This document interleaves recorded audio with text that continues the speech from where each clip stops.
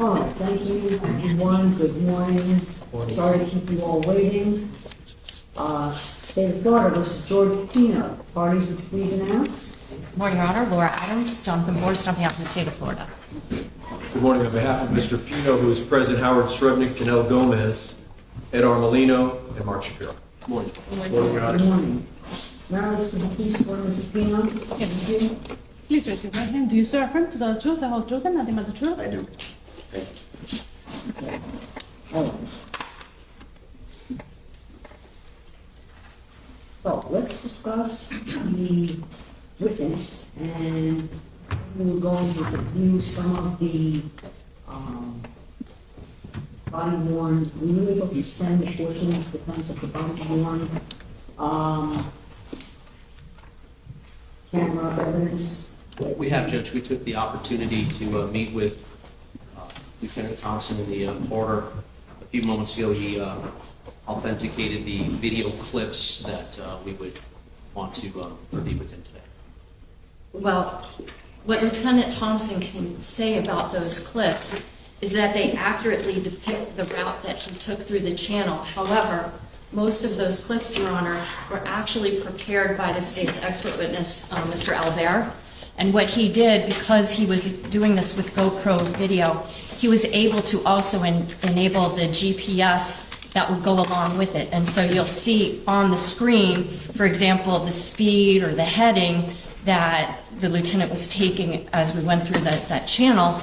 And so he can't authenticate that part of it. That would have to come in through Mr. Albert because he can't speak to any of that. It's accuracy or anything along those lines. Is that going to be the witness that you have for Monday? Correct.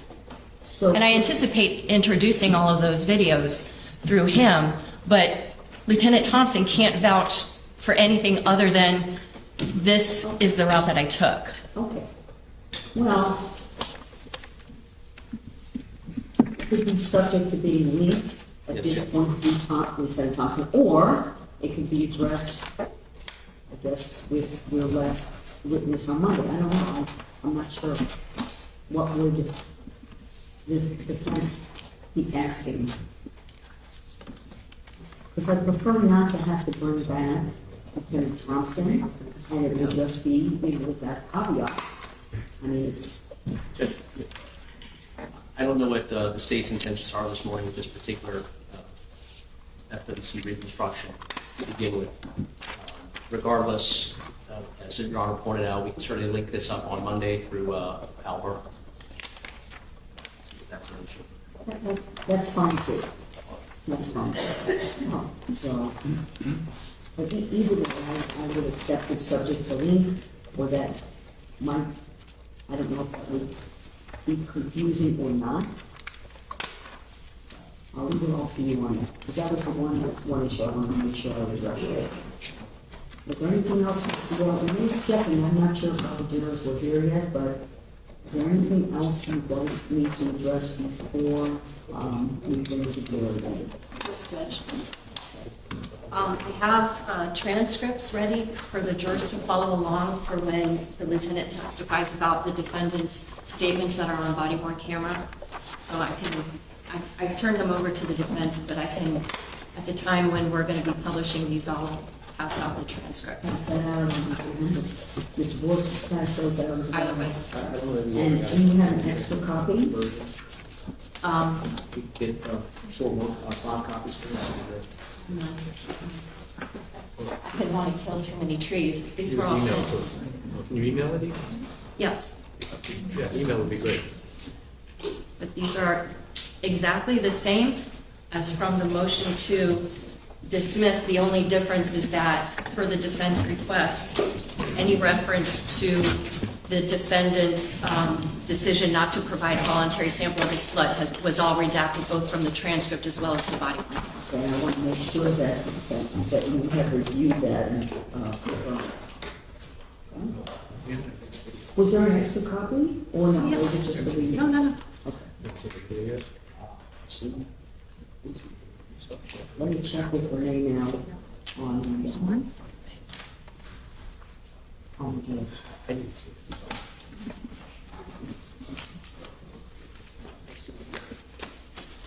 Yes.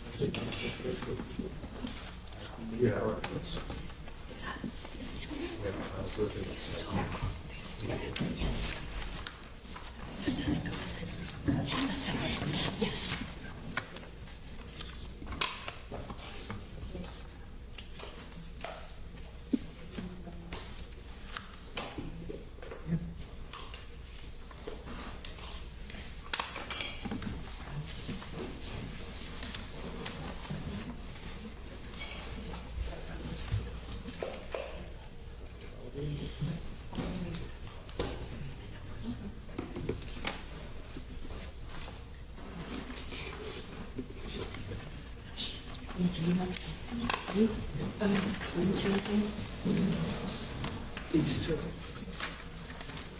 3. Thank you.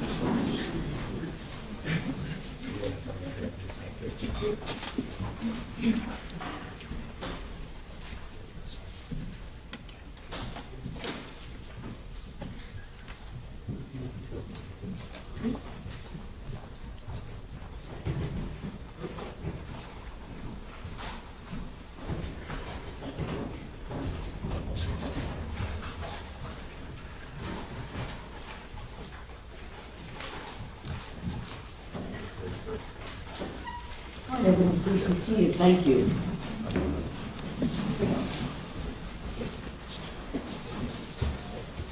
Good morning, ladies and gentlemen. How are you all doing today? Wonderful. Let me ask you some questions. Has anyone seen anything in the news about this case? No. Been looking for it on the news, have you? No? Read anything in the newspaper? How about social media? Has anyone attempted to speak with you or in your presence about the case? No. All right. No one's done any research, I hope, trying to gather any information outside of the courtroom. Very good. Thank you. Ladies and gentlemen, we're ready to proceed now. State and call your next witness. Thank you, Your Honor. The state will call Lieutenant William Thompson, please. Yes.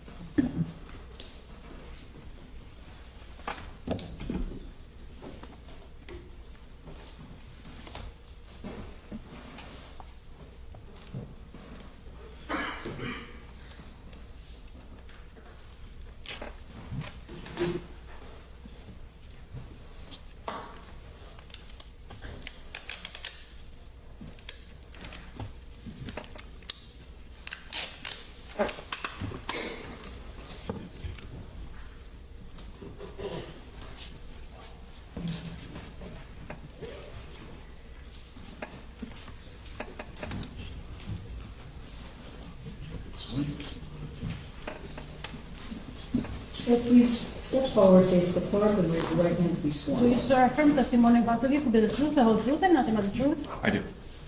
Smile, we're gonna have a seat, thank you.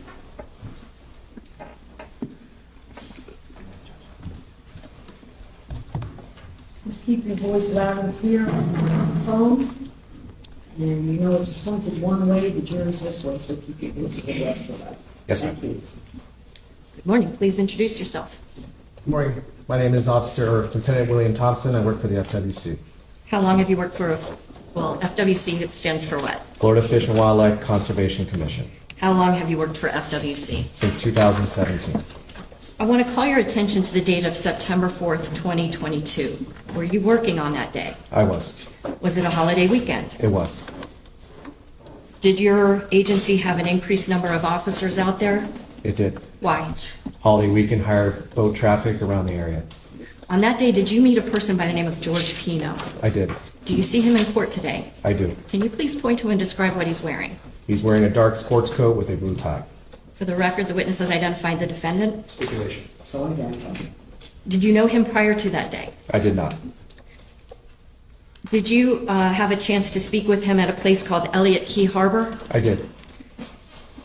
Initially, do you have a brief exchange with him while he's still on a police boat? I did. What was the purpose of that interchange? To identify the operator of a vessel that was involved in an accident. About what time was it that you came into contact with him? Around, If you need to refresh your recollection, just let us know. I like to use my notes to look at time, please. Just review your notes if you would, sir. Don't read from them and look up after you review them. Around 6:37 p.m. That's when you spoke with him? at Elliott Key, correct. Prior to that, around 6:20ish. Okay. Now, did you at Elliott Key? I'm having a hard time hearing. Apologize. At Elliott Key, did you speak with him about trying to figure out whose boat it was and where it was trailered? Yes, Okay, and what time is that? that is at 6:37 p.m. Was your interaction with him while he was on the boat at Elliott Key recorded on your body-worn camera? It was. Did you have an opportunity to review with me a jump drive that has a number of clips from your body-worn camera? Yes, ma'am. For the record, I'm showing Council States 5H.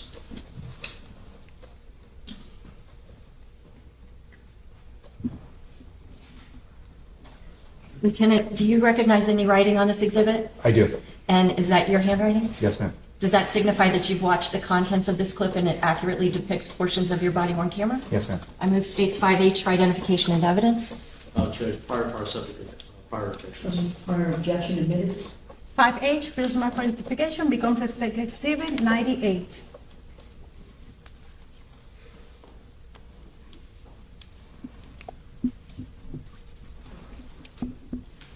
Lieutenant, the first clip that's on here,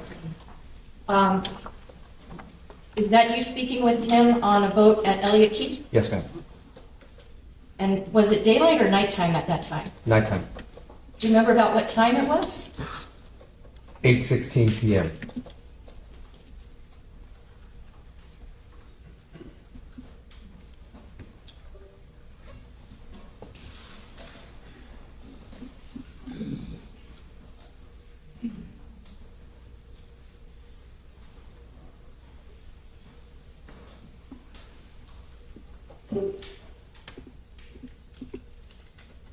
So you actually authenticated 2 videos with me this morning, correct? Yes, ma'am.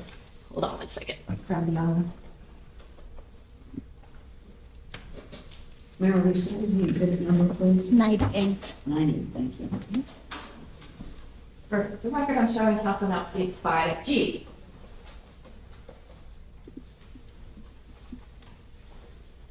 Lieutenant, same question. I showed you 2 jump drives this morning. Can you take a look and tell me if you recognize initials on this? I do. And is this going to be the clips of your actual body-worn camera footage? Yes, Okay, and the other one, does that have to do with another issue that we're going to talk about in a bit? Yes, ma'am. Judge, I move States 5G for identification and evidence. Subject to prior Subject objection. to prior objection admitted. 5G, marked for identification, becomes a State Exhibit 99 in evidence.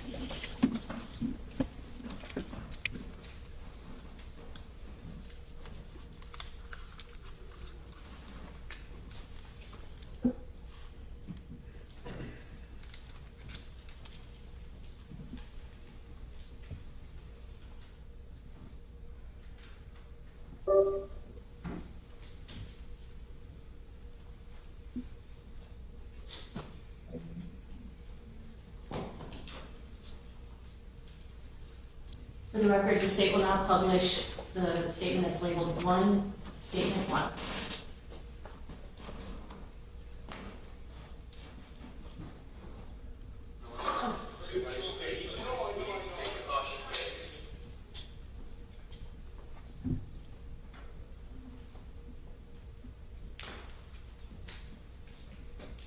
And Your Honor, I have the transcripts for the jurors to follow along. Ladies and gentlemen, you're going to be handed some transcripts. This is for your use to follow the video evidence. These transcripts are not in evidence. The video is the evidence.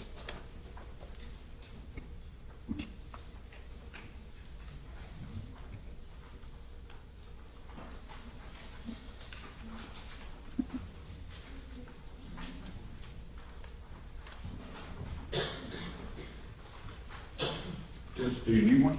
I have. Thank you.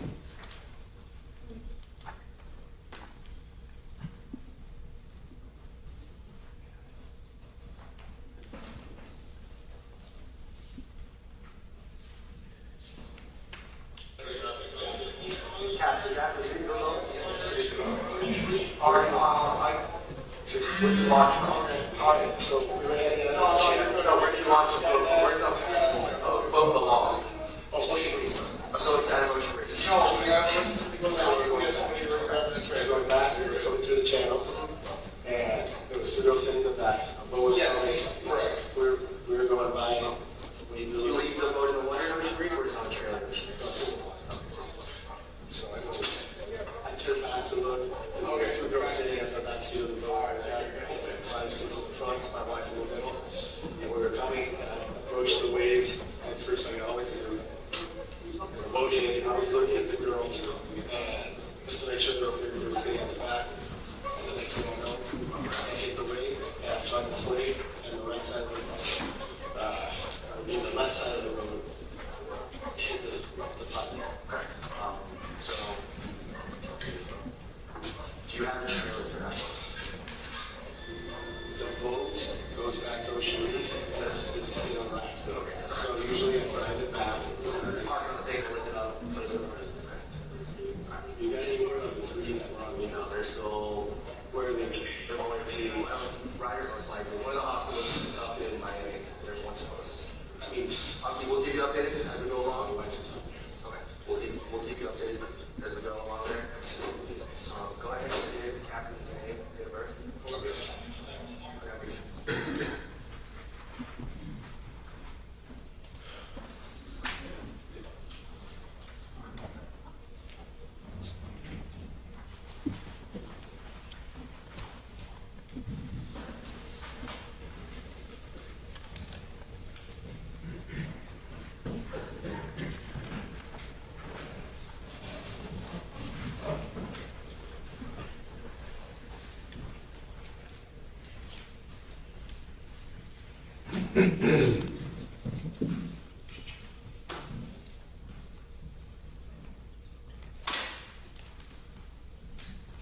Lieutenant, it appears that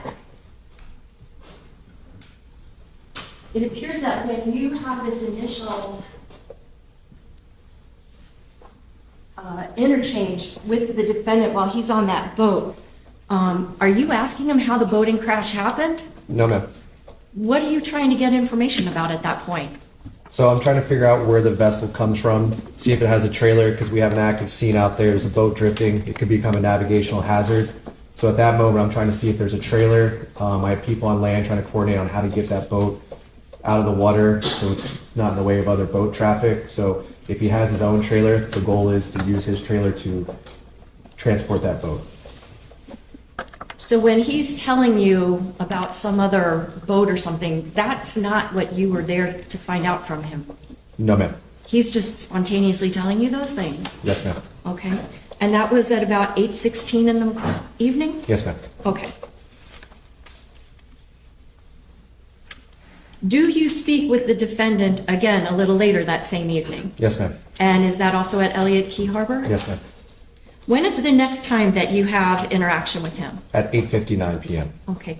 Can you tell the court what you were doing? Well, when did you finish that little brief conversation with him? 8:18. Okay, so from 8:18 to 8:59, almost 45 minutes or so, can you tell the members of the jury, are you having any interaction with George Pino? No, ma'am. Okay, so then at 8:59, you then wind up speaking with him again, is that right? Yes, ma'am. Again, were you wearing your body-worn camera? Yes, ma'am. And was it recording that interaction with him? Yes, ma'am.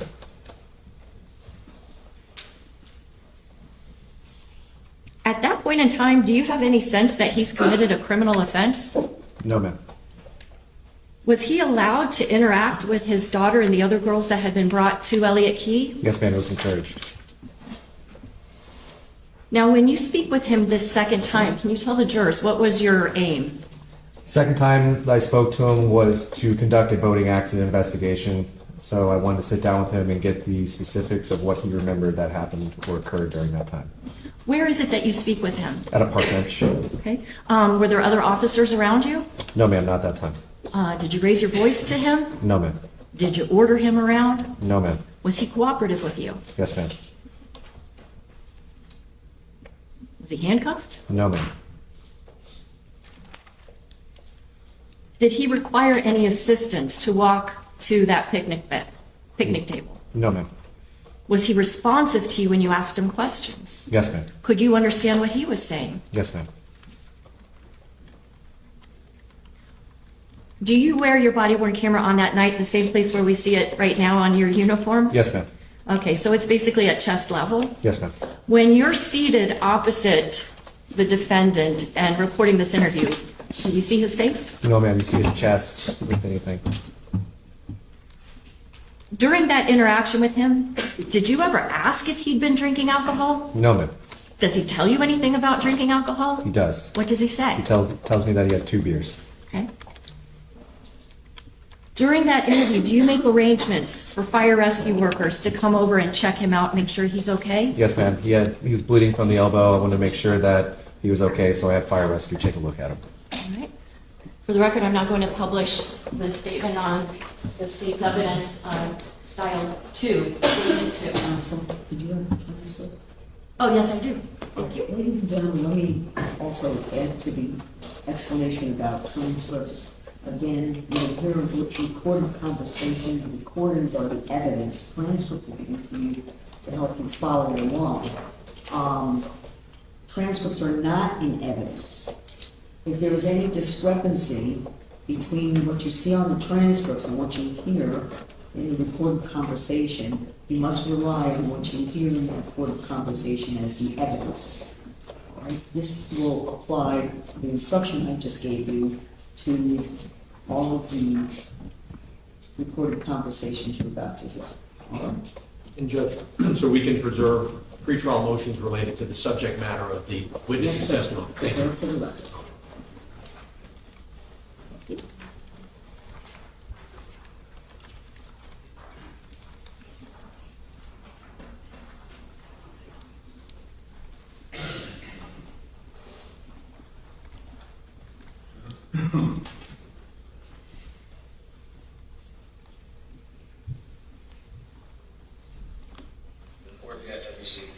I do all voting actions I series.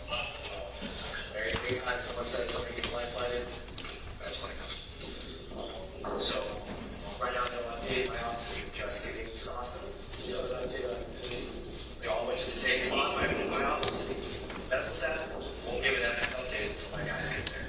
They won't go to the phone and say, oh, he's actually calling. So, my guys are about 10, 15 minutes away. Everyone is over there.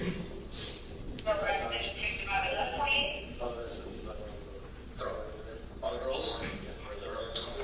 There's somewhere there. There's some who's over there. I think there's no, there's somewhere there. All those girls are fine.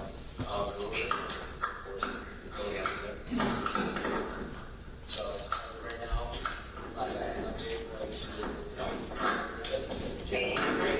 she's conscious, but she's good because she's saying she's like that. That was last time I had on anybody. I was all but from all over Sandbar. So there's only where the video that was on the family. We was there on the road with my wife. I'm still getting all of this.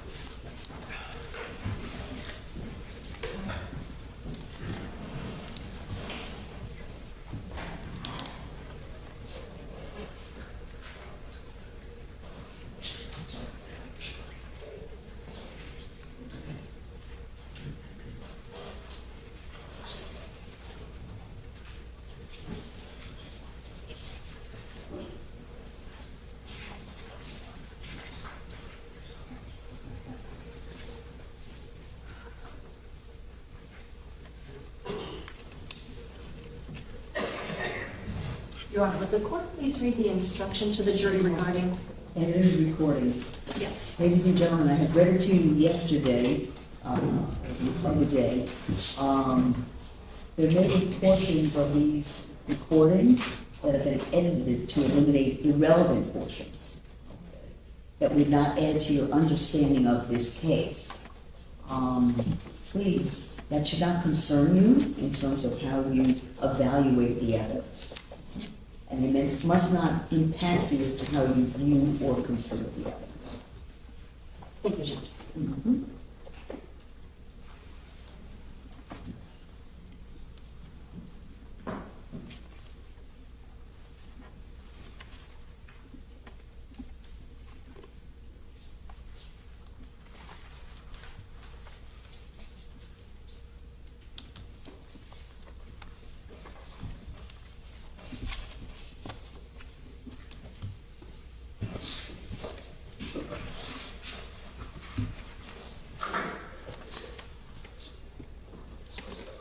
We'll come back to this. Let's do that next.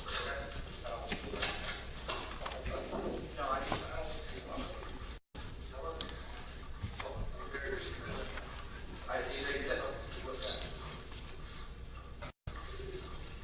Hey, well, what do you guys do in fire rescue? He's waiting to go from a gash in his elbow.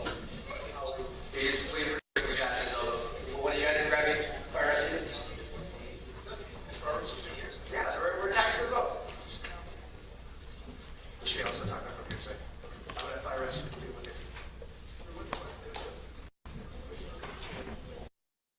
At that time, it was activated in covert, and to remind me that the body cam is working, it'll rumble on my chest, and that's that rumbling noise you guys are hearing.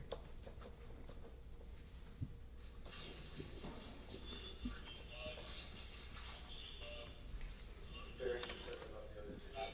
Authorities, if I do not pay.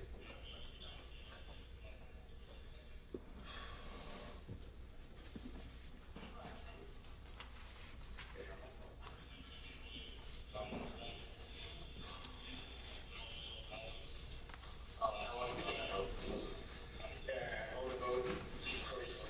And how many hours? You gotta put hours, how many hours on it? Yeah, no one's all year pretty much. How long have you been boating? All day.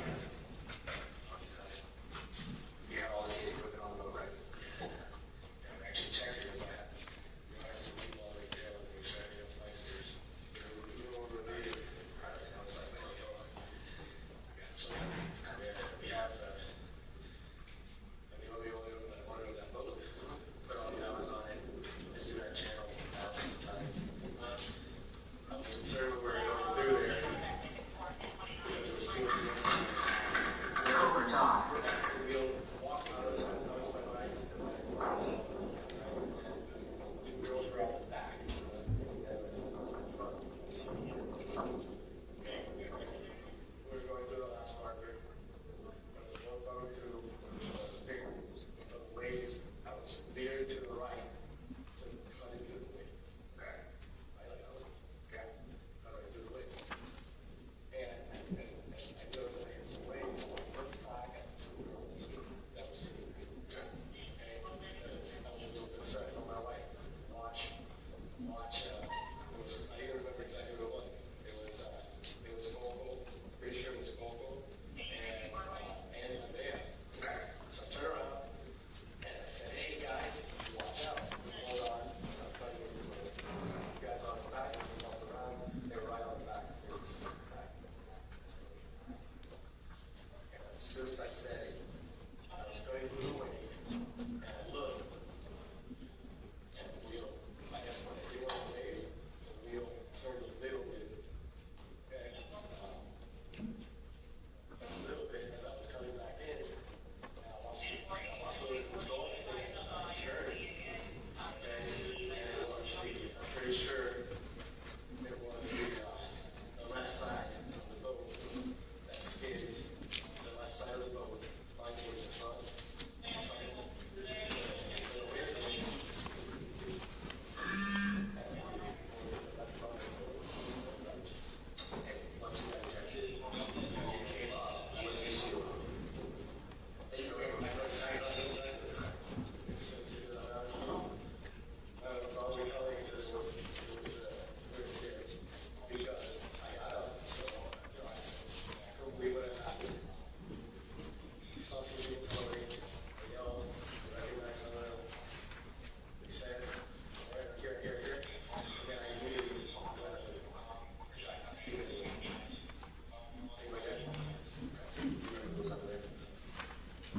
I got her, it was not to read.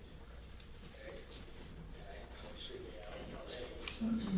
God, just got her, pulled her up, and there was a boat that stopped.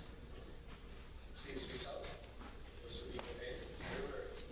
Maybe remember. Okay. And all right, so the people that I waited over came, got and then I know I said, but I wasn't sure there was one people. It wasn't one.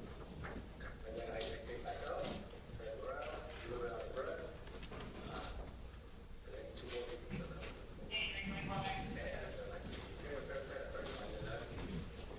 Come on in.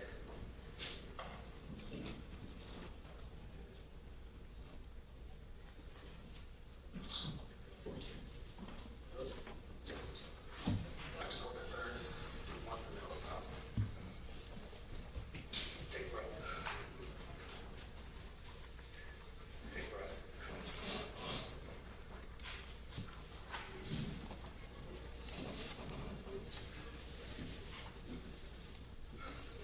Take breath. I told you I'll keep you updated with anything I know, anything I like.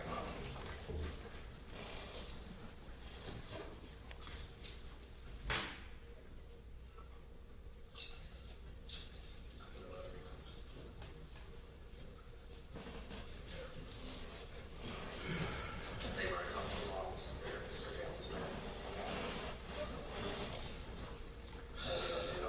I'll be out to 3 and stuff.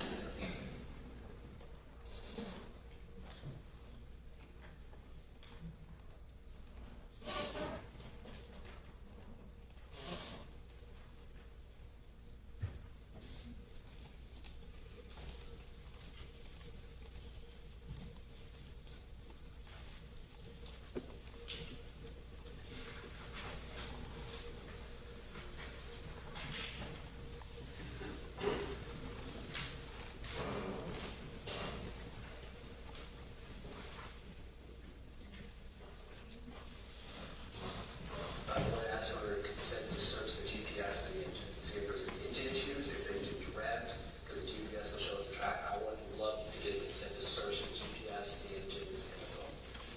Because I want to see what GPS tell me. I want to know if the engines, once you hit that weight, did those engines over rev when they hit the wave? Did they hit a lot of prop and then when it came through the wave, it spun twice as hard, that's why control was lost? I would like one of those. I'll get a form, we'll sign that in a minute. No, that's what I really want to dig into the boat. I want to know what caused the accident. So we'll sign that, and then right now, we're pulling the boat out ourselves. We're going to take it to our I can't not tell you about these things. I just want to get this report out now. Yeah, we're pulling it out now. We're going to put it on a trailer. We're going to lock it behind a gate at my office. There's a bunch of purses and stuff in there. That's why I need an inventory search too, so I can get all the purses, all the bags, all the personal belongings out there too. Yeah, I mean, when we're going to be there, everyone's personal belongings. Let me get a pen and paper and pad so I can write down the time goes away.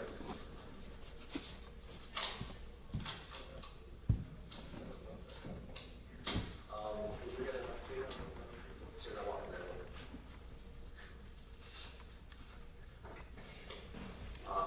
And then in a minute, I'm going to ask for a written statement from you in a seating chart of where everybody to recollection is sitting on the boat.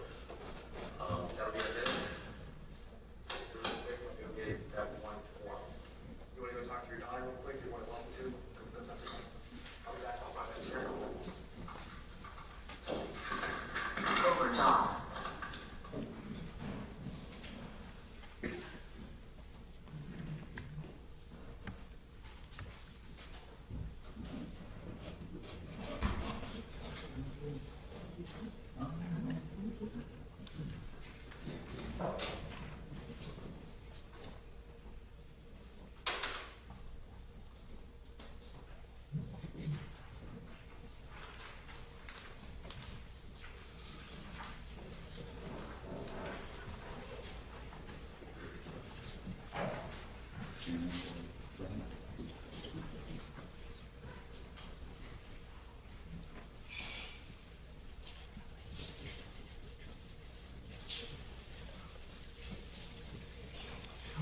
what time did you stop speaking with the defendant to go and get some other forms? 9:13 p.m.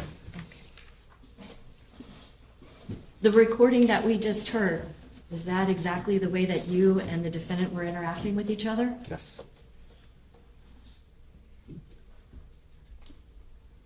At the time that you're talking with him, is he showing any overt signs of being impaired by alcohol? No. Is he being cooperative with you? Yes, ma'am. In fact, is he volunteering to give you information? Yes, ma'am.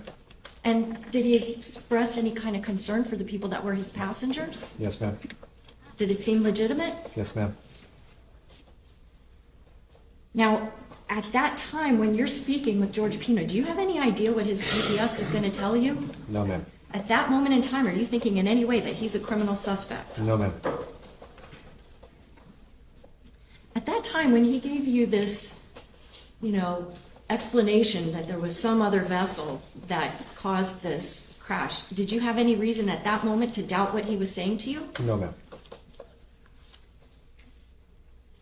So at the end of that exchange, do you then wind up ultimately maybe talking with some colleagues, but then getting papers that you needed? Yes, ma'am. What were the papers that you needed? Consent to search form. Okay. What's a consent to search form? It's a voluntary form that the individual signed to give us access to look at whatever we put on it. So GPSs, hatches, engine data, just so we can do a thorough investigation to look over the boat. Now, while you went to go get these papers, where is the defendant? He is still on the island. He's checking on the girls. He's talking to other people all around him. Is he handcuffed? No, ma'am. Are there police officers on either side of him escorting him around? No, ma'am. Is he able to wander around freely with the other girls that were there? Yes, ma'am. About how long were you gone? I was gone for roughly 20 minutes Okay. Where was it that you had to go to get these papers? to my patrol vessel. Is that basically your, I don't know, like a floating office for you? Yes, ma'am. Okay. Now, when you step away from the defendant, do you mute your microphone? Yes, ma'am. Can you explain why? We mute our microphones when we're not discussing anything with the public. We're speaking to other colleagues, law enforcement, first responders, might be sensitive subjects, sensitive matters. So we have the ability to mute it when we're speaking to other law enforcement, not the public. Was it your intention when you re-engaged with the defendant to unmute your microphone? Yes, ma'am. Did you forget to do that right off the bat? I did. Okay. But did you at some point during that second interchange? Yes, ma'am. Okay.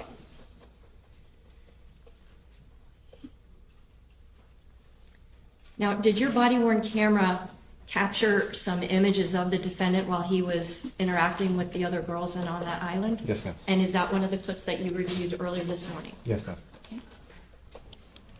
For the record, I'm going to be publishing the clip labeled 3 Elliott Key Harbor. Do you have transcript things? No, you don't. Not for this one.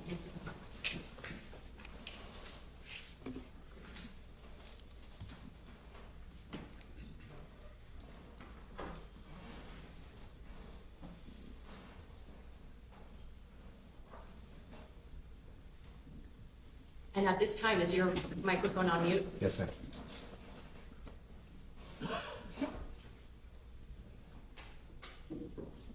Did he have any bandages on his body? Yes, ma'am. Where? On his head.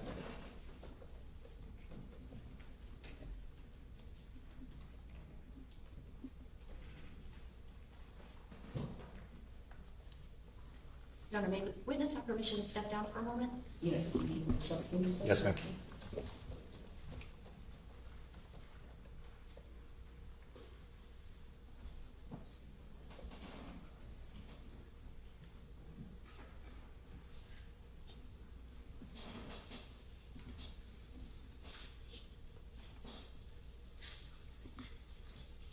Right now, are you conversing with your colleague? I am.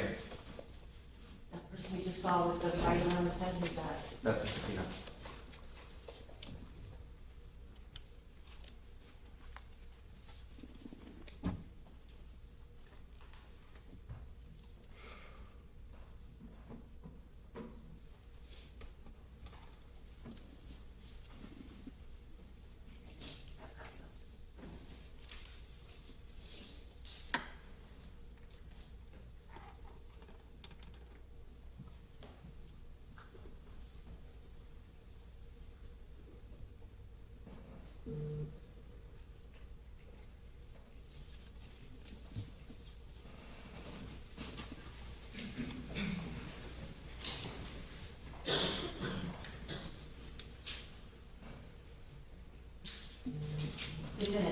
point, you see on your body-worn camera what looks to be like the top of a clipboard or something like that. Yes, ma'am. Can you describe for the jurors, what is it that you're holding in your hand?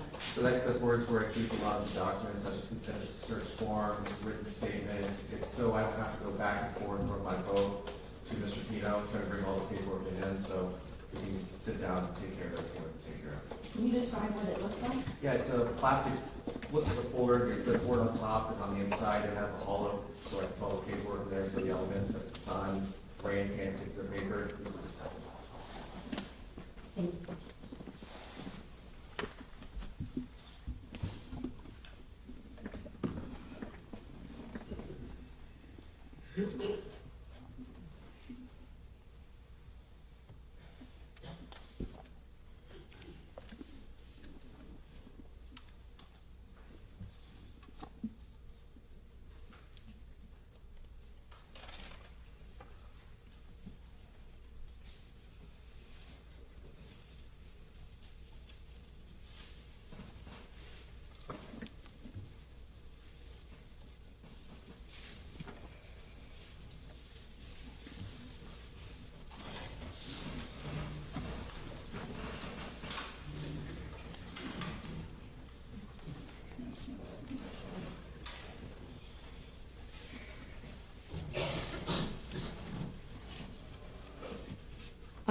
After that 20-minute or so period of time when you had gone to go get these additional papers in your clipboard of sorts, do you communicate again with the defendant? Yes, ma'am.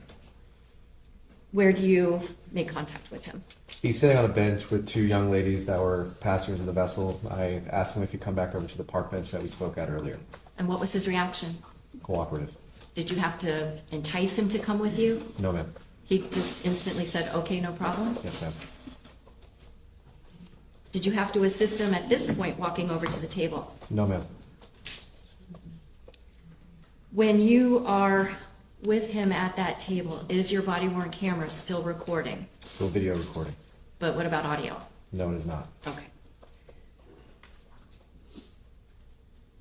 Did you, in fact, show to the defendant a form called the consent to search form? Yes, ma'am. The record I'm showing counsel states 1P for identification.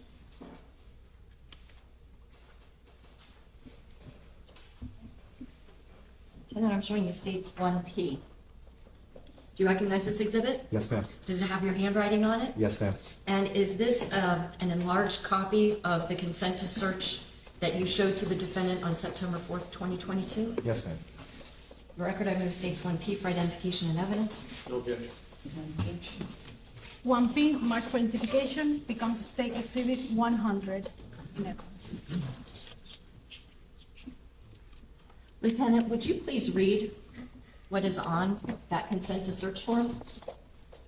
It says, I, George Pino, owner, operator of fishing vessel, documentation, DO 1294732, having been informed of my constitutional rights to not have a search of my property hereinafter mentioned without a search warrant and my right to refuse to consent to such a search, do voluntarily consent to search the following equipment: GPS units, engines, hatches, bags, personal belongings, etc. The above equipment may be searched for all data, including but not limited to waypoints, track lines, marks, routes, events, position data, and dates by special agents or officers of the FCC. Technical assistance such as authorized dealers, technicians, or manufacturers' technicians, or other FWCC enforcement designees. I further understand that anything or any article that may be found during the search may be used as evidence against me in any criminal or civil trial.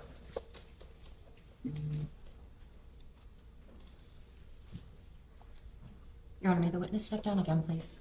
Yes, ma'am. Lieutenant, first off, who fills out the name George Pino up here? And what is this documentation number? Documentation is an identifier of the vessel that Mr. Pino is operating. It's a federal documentation number, so it's a different way, but that's a federal documentation identifier of the vessel. Speaking of that vessel, was it in fact taken out of the water that night? It was not taken out that night. It took a day or two to get it out. Yes, sir. Okay. Now I see under here, I voluntarily consent to search of the following equipment. We see GPS units, engines, hatches, bags, personal belongings, etc. Who wrote that in? I did. At the bottom, I see a signature. Who wrote that signature? The defendant. Okay. And what was the date and the time that this was signed? 9/4/2022 at 21:31 hours, which is 9:31 p.m. Okay, and then down here, the name of the person giving permission. Who wrote that? I did. And I see name of person with missing signature. Who's that? That would be me. And did you fill out your name? I did. Below that, it asks address and telephone number of person giving permission. Who wrote that information? I did. And at the bottom, again, there's another signature of person giving permission. Who wrote that signature? The defendant. And then the signature of the person witnessing permission? That would be my signature. Okay, thank you.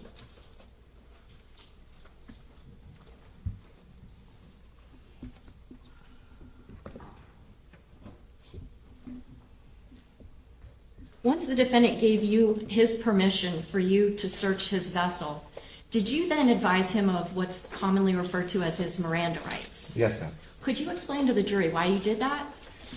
The reason I advised him of his Miranda rights was just in case he says something along the lines of, I had a copious amount of drugs in my system, I drank something, I did this on purpose. I want to make sure that he's advised of his rights before he makes any such comment like that. Was he under arrest at that point in time? No, ma'am. No handcuffs on him? No, ma'am. No physical force used against him, right? No, ma'am. Okay.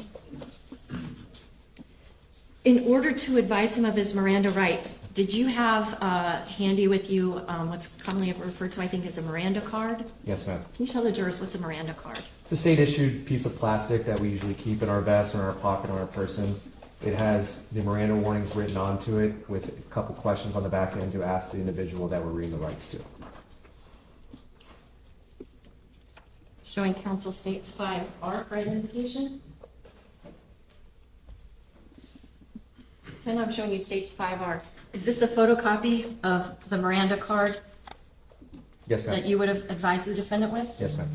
This time I move states 5R for identification and evidence. Judge, just so we want to preserve all the prior objections, including the pretrial motions to this area. Absolutely it is, and no objection admitted. And maybe we just have a standing objection, so I don't need to. Sure, no problem. 5R, mark for identification, becomes a state exhibit 101. Lieutenant, would you read from this document what you read to the defendant in the same type of tone that you read it to him? Yes, ma'am. Go ahead. You have the right to remain silent. Anything you say cannot be used against you in a court of law. You have the right to talk to a lawyer and have him or her present while you're being questioned. If you cannot afford to hire a lawyer, one will be appointed to represent you before any questioning if you wish. If you consent to answer questions now without a lawyer present, you will still have the right to stop answering at any time. Do you understand each of these rights? With these rights in mind, do you wish to talk to us now? Did the defendant ever tell you, no, I am not willing to talk to you? No, ma'am. So he's still being cooperative with me, is that fair to say? Yes, ma'am.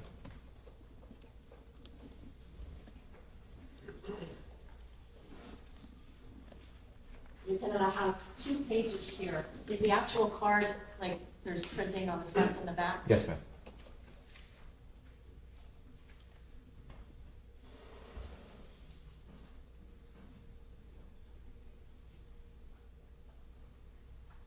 At some point while you're advising the defendant of his rights, do you remember, oh gosh, I forgot to turn on my microphone? Yes, ma'am. Do you turn it on right then and there? Yes, ma'am. And once you hit the microphone on your camera, is the remainder of that exchange with the defendant recorded? Yes, ma'am.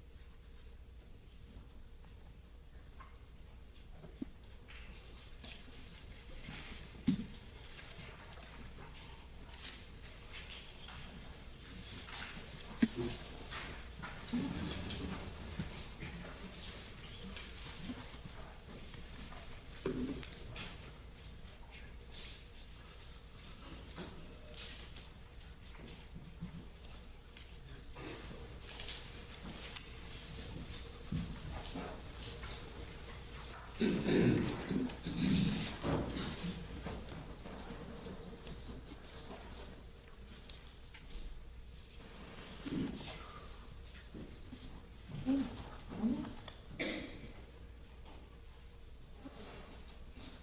record, I am now publishing the clip that is titled 4, Statement 3.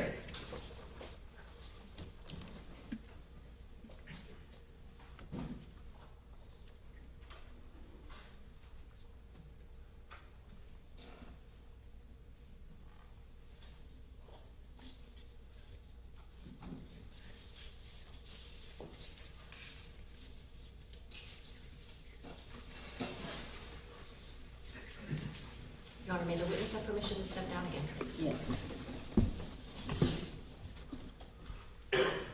Lieutenant, what are we looking at right now? My patrol vessel. Is this where you went to retrieve that consent form? Yes, ma'am. And did you in fact start filling it out? Yes, there? ma'am.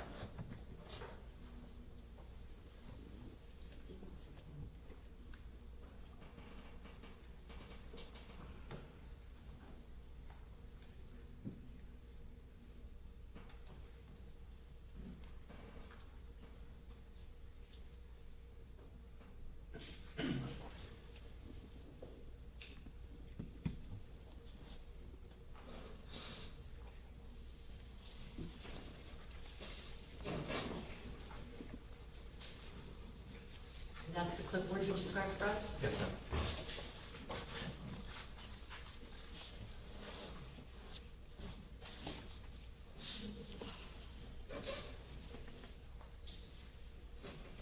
Just saw a young person with a life jacket. Was that one of the girls that had been brought back? Yes, ma'am.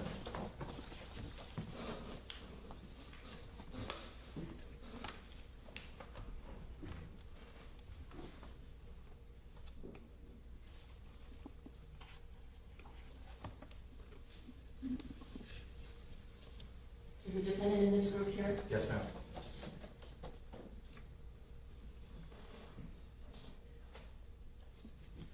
It's a little blurry, but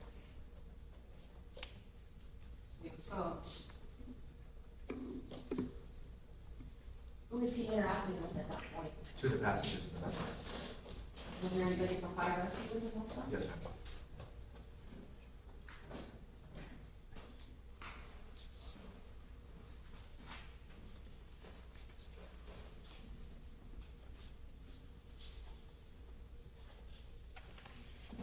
Who's this? I have to look at my notes.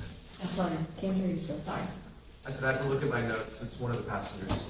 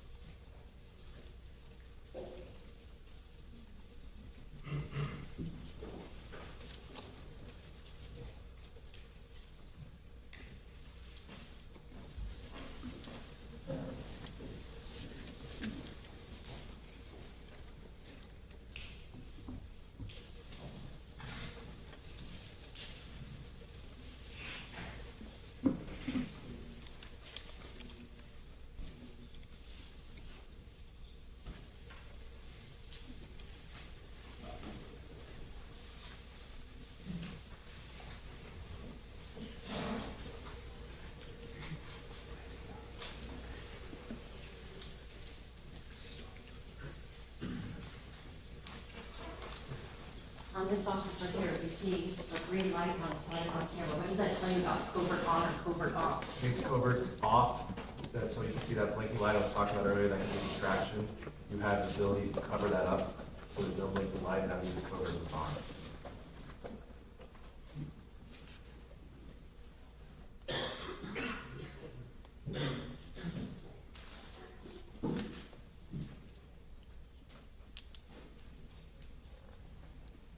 Is that the form that we see in the bottom of the screen? Yes, ma'am, that's the consent search form.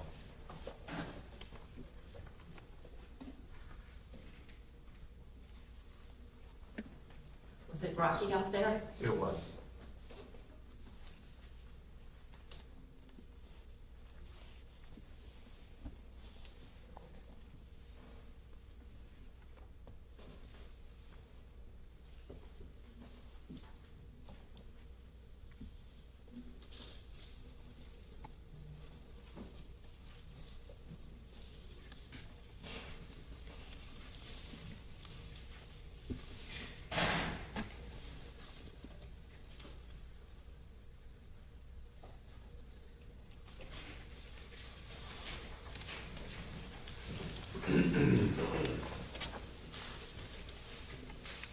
Is this the picnic table at which you're speaking with the defendant? Yes, ma'am. And at this point, is he actually walking with you? Yes, ma'am. Are you guys side by side? Not directly side by side. But we can't see him because he's not in the field of view. Correct.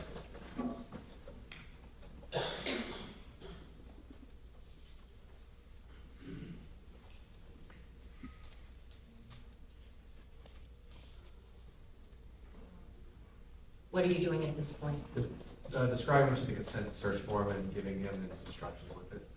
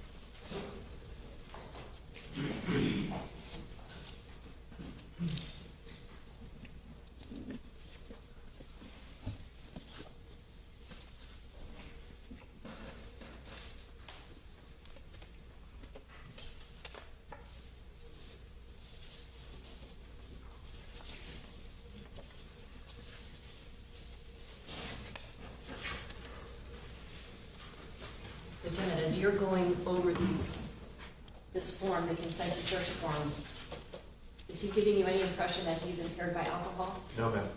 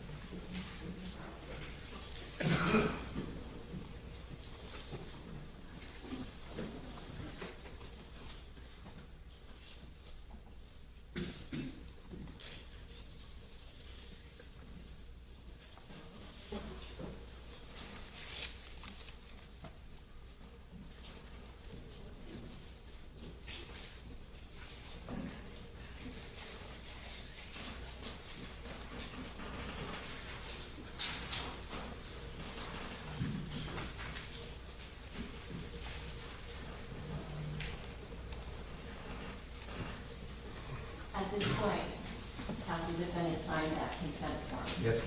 And do you now start to transition into beginning to get ready to read him his rights? Yes, ma'am. And at the bottom part of the screen, are we going to see a little bit of that card that you were using? Yes, ma'am.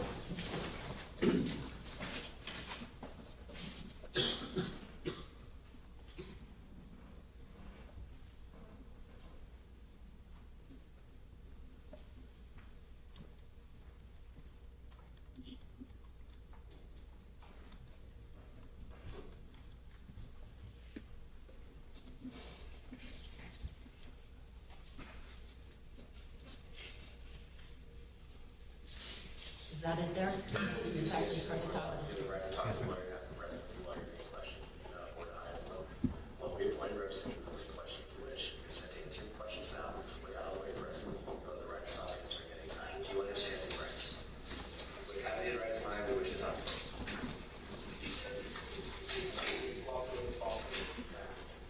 I have to do different things. I have to do a voting accuracy report and I have to do our injuries. So just in case you say something along the line of like you're about to drive or something like that, it's back to drive. I have to read your rights. Your right as a being a U.S. citizen, I have to read it. Which answers my question.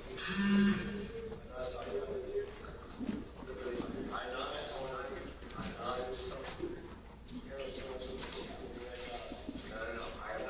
I am not. We can talk at any time. But I have to do everything I can do. I have to do my steps.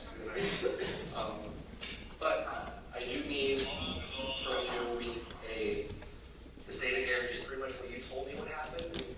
On a statement is on the back, I give a picture of the seating arrangement. I told the seating arrangement. Perfect. I know exactly who's sitting in the front of the room, who's sitting next to me, and who's sitting in the back. That's the last person I'm talking to. Two people that I've looked at before I must be front.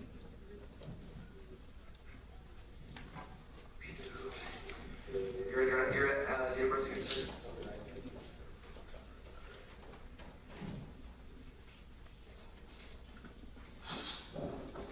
Your address one more time.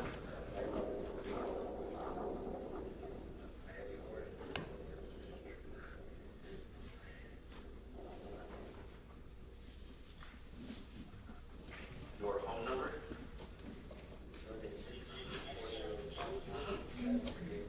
7387. Is it different than yourself? Same. Do you have your work number? Okay. I'll try to give you as much light as I possibly can. Right here. Pretty much where you were, like what you told me, where you were going, how fast you were going, what happened with the wake to the college, and right as best you can. I know you're not going to give you well-written book, just the best of your knowledge, and then how long have you been driving that boat? How long have you been driving boats? And you check your safety. Everything is open. You check your safety gear. Every single thing. You don't have to write all that, please. This is the last thing. No, that's fine. That's fine. All right.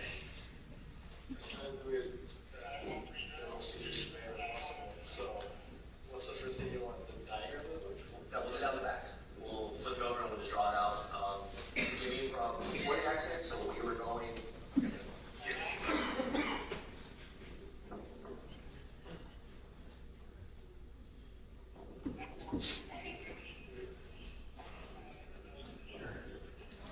That's not true, correct? It is true.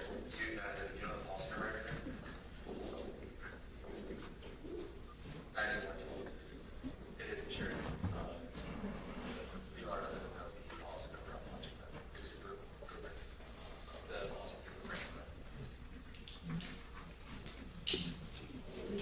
We hear somebody say 9112. Correct. What's 9112? That's my call sign. Okay, can you explain to the jurors real quick, like, how it is when you're communicating on police radio? So we communicate via call sign, so every unit, every supervisor has a different number, so what you're hearing. Stand if you want to. So what you're hearing there is, that was a supervisor that was on land asking about the insurance company for the vessel that was in the accident. The reason for that is, we're trying to get that boat floated and get it to land, and Costs a lot of money to get that done. So what he's working on, while I'm speaking to the defendant, is getting the towboat or seaboat that we usually use to get out there and go through their insurance so it doesn't cost their agency the money to get that floated.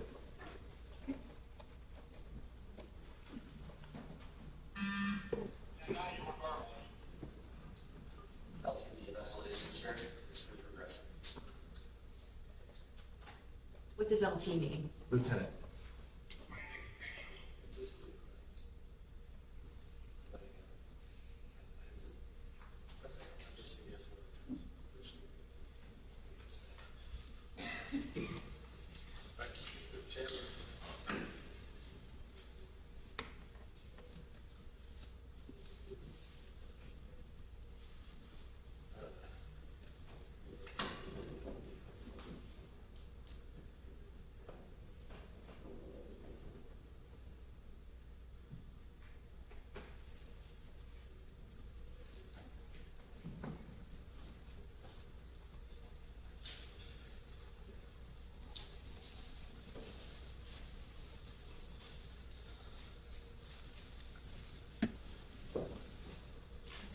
What is it that the defendant is doing right now? He's filling out a sworn written statement.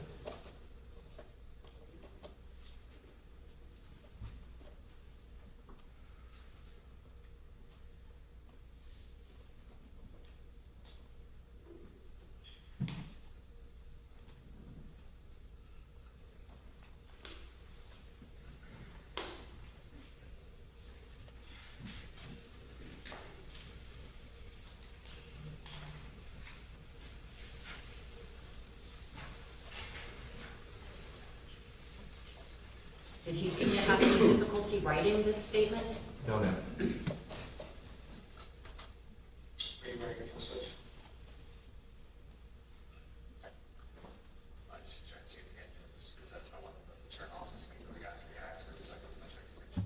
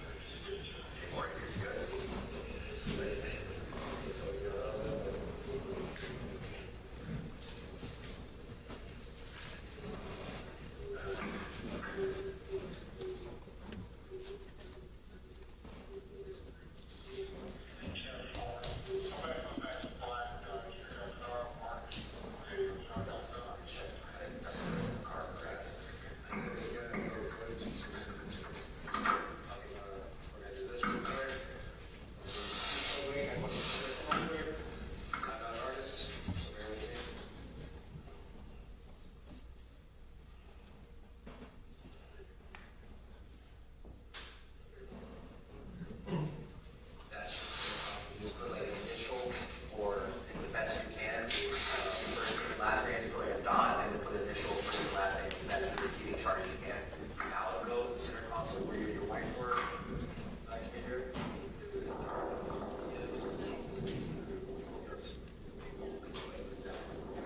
Lots of approachable ways. Just put your wife and your name here. Just hang on. Here.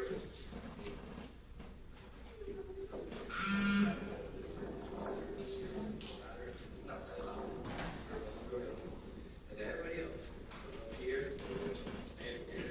Put all the rights all here. All here. Oh, and then, you know, we're there to cross the comments. If you remember which reference the comments to. Because, you know, I'm standing in here and the concrete is right here. And it's hard to see. That's not the best interfacing. It's not straight up. The girls did the same things for us. They had better knowledge of where they were sitting on the front. It's just not going to get yeah. I'll do it in a second. Okay. I'll make sure I know. I'll do it in a second. Best again. Yeah. I mean, do they remember this or my? They did not say. No, they only, the girls up here knew where they were all sitting. So they didn't know it was around. They didn't know it was back here. I know that.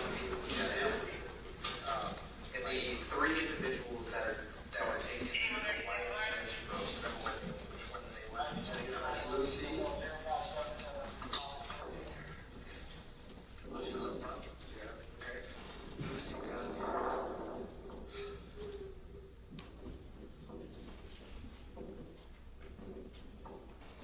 So me and Lucy got the other two girls right here. Okay. And she got taken. So it's the people that got Leonard, Katy.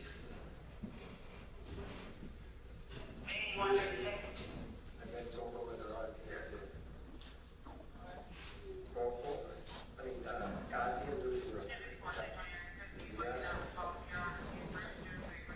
I'm Mobile. So it's separated. So I think it's you don't have to I don't think there's one thing. I want to get you first before I let you go. I want to make sure that your wife is at Jackson South, so I don't say to you at all. But you swear that everything you just told me was the truth on this statement? Two questions. First off, at that moment when you say to the defendant, you know, I want to send you to the right place, you can stand up. Were you signifying to him, like, you're not going to keep him in custody? No, I wanted to make sure he got back to his wife and worried about everybody that was injured, specifically his wife. Yes, that would be fast. Okay, now, just back this up about 10 seconds. I want to ask you about this. Jackson South, so I don't say to the wall. But you swear that everything you just told me was the truth on this statement? Yes.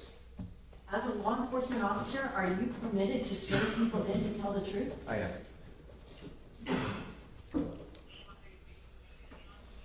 Let me now find. You want me to try to put the initials of what I remember? Because I do remember. We'll come back to that. Yes, maybe people face it. We'll come back to it in a couple days. Time. I can put it. Sure. Did you wife? I don't want to change up. I don't know what I remember. I remember. Because there were so many times. So, his honor is here. CP.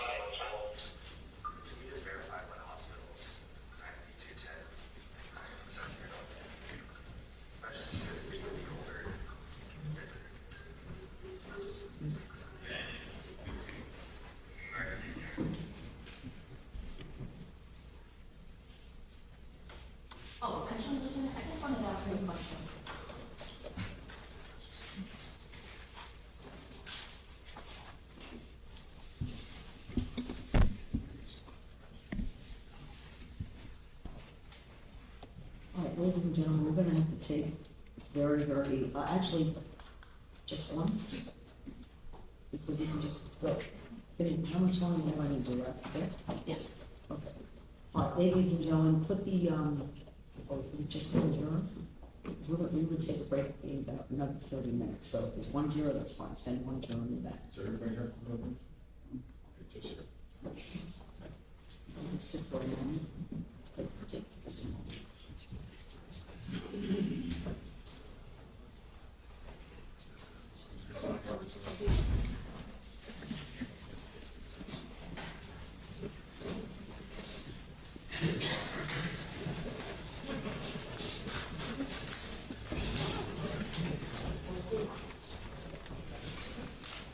May we approach while this is going on?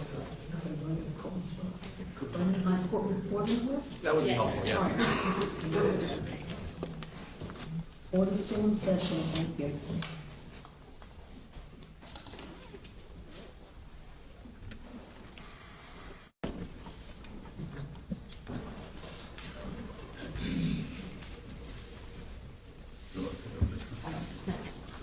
All right, I think we're ready to proceed, thank you. Thank you. And, we'll take a break for all the jurors and everyone else in about 20 minutes. Okay, thank you. Thank you. Lieutenant, with the court's permission, if you could step down for a minute, I want to ask you if you can,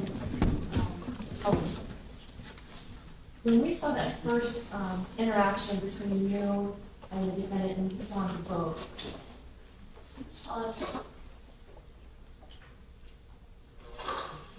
what time was that? 2016, which is 8:16. I'm sorry, I can't hear you, gentlemen. 8:16 p.m. That's when you first start talking with him about where his boat is going to be? Correct.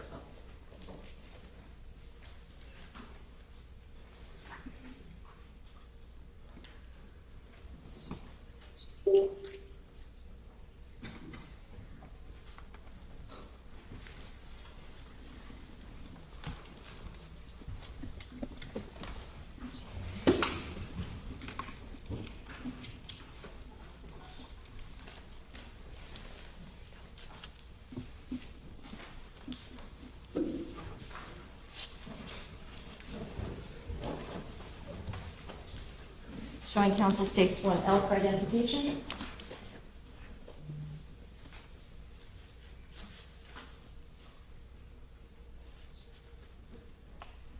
Lieutenant, I'm showing you states 1L for identification. Do you recognize this exhibit? Yes, ma'am.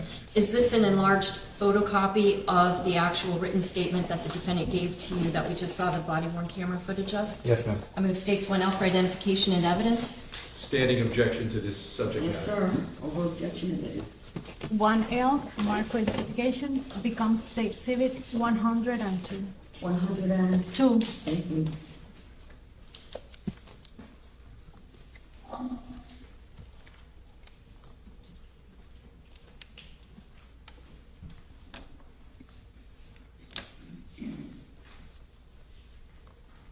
Is there a place for the defendant to sign, signifying that the information here is true? Yes, ma'am. Where? Right where my finger is? Yes, ma'am.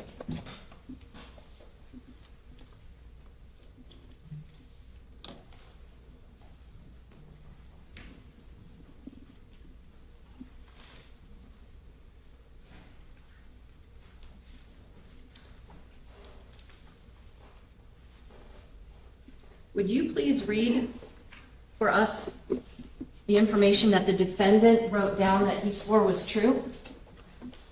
Going back to Ocean ORC through channel, past boat on left side by my boat.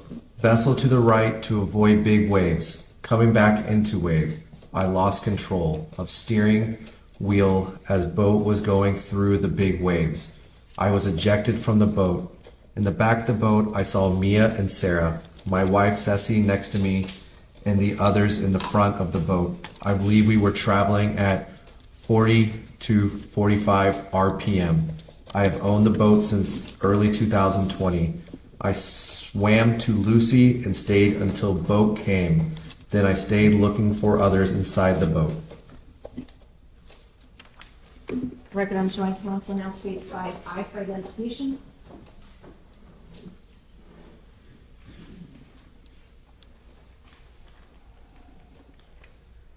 Lieutenant, I'm showing you now states 5I for identification.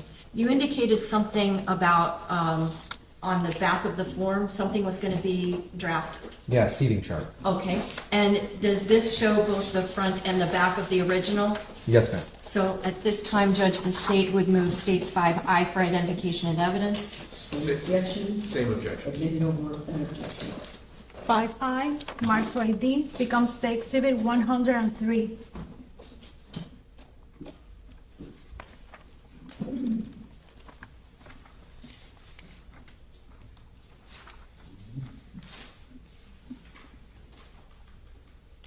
Lieutenant, did you actually get to witness with your own eyes as the defendant was filling this out? Yes, ma'am. Would you be able to explain to the jurors what the various writings on here Yes, ma'am. were done? Give me a second. This is your picture of a vote. Yes, How long have you been voting? almost all my life. Okay. Can you walk us through, what was it that the defendant was explaining to you with this diagram? I asked him to use initials, first name and last name of people that were on the vote.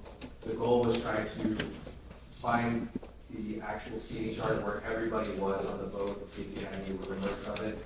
So, as you can see, he put GP for himself for Pino, CP for Ceci Pino, his wife. In the back, he has Mia and Sarah. Then up here, he has KP and CP, Coco and Kati.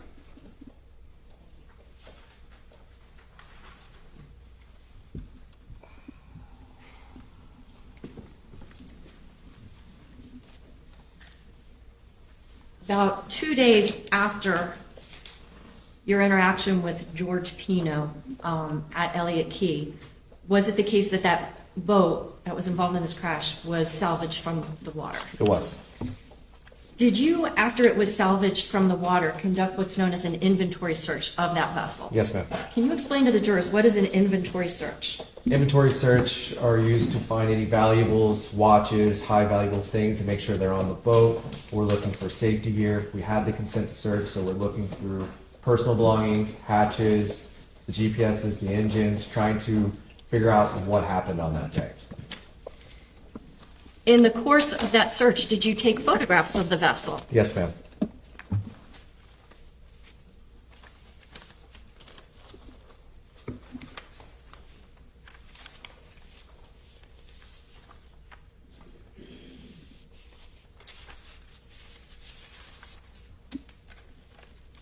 The record I'm showing counsel states 5J, 5M, and 5K.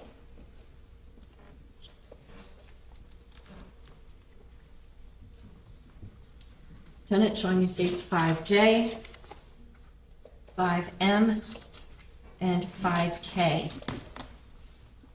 Do these fairly and accurately depict the vessel once it had been salvaged and you were conducting your inventory search? Yes, ma'am. The state would move the aforementioned exhibits into evidence. Subject to prior objection, Judge. Over objection? C5J, marked for ID, becomes State Exhibit 104. 5M, State Exhibit 105, and 5N, 106. 5K, 106. I'm sorry. 5J, 104, 5M, 105, 5K, 106.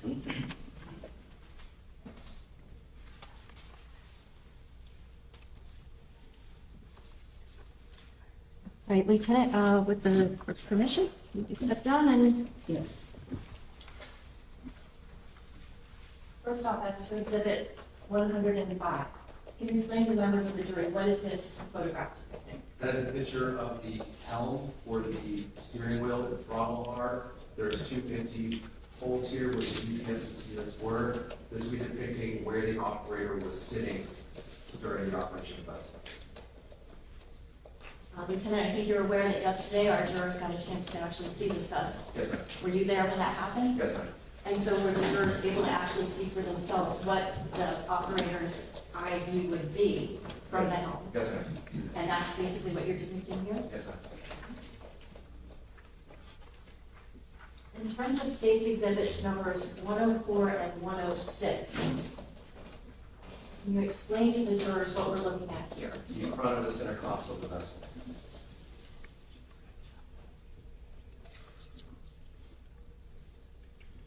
Now, if there are a couple of people walking in front of the vessel in that bow area, is it roomy? Is it spacious? Okay, not much room at all to move around.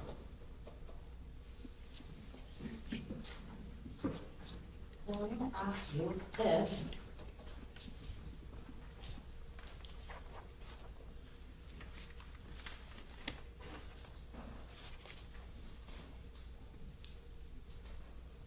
we have evidence here in State's Exhibit number 11 that in the seat that's designated number 9 is the name Lucy. Yes, ma'am.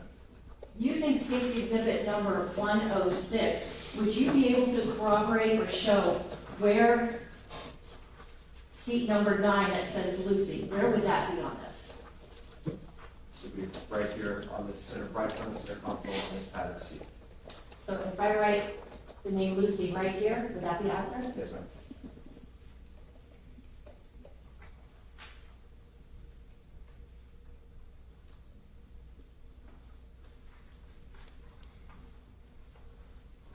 Okay, that's it for that one.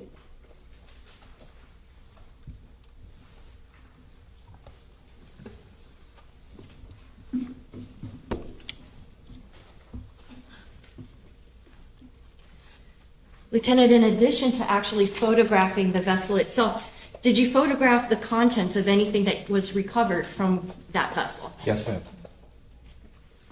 Showing counsel states 5N, 5O, 5P, and 5Q for identification.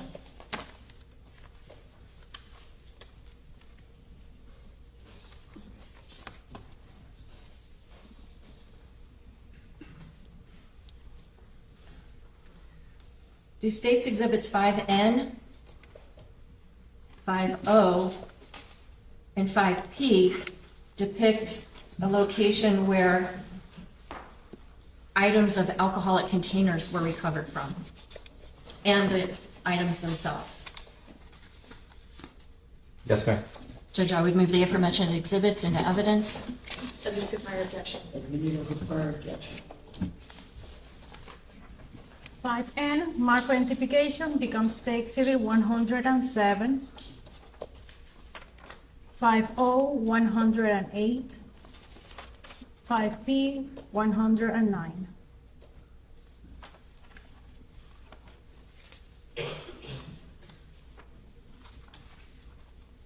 Lieutenant, if you could step down again, please.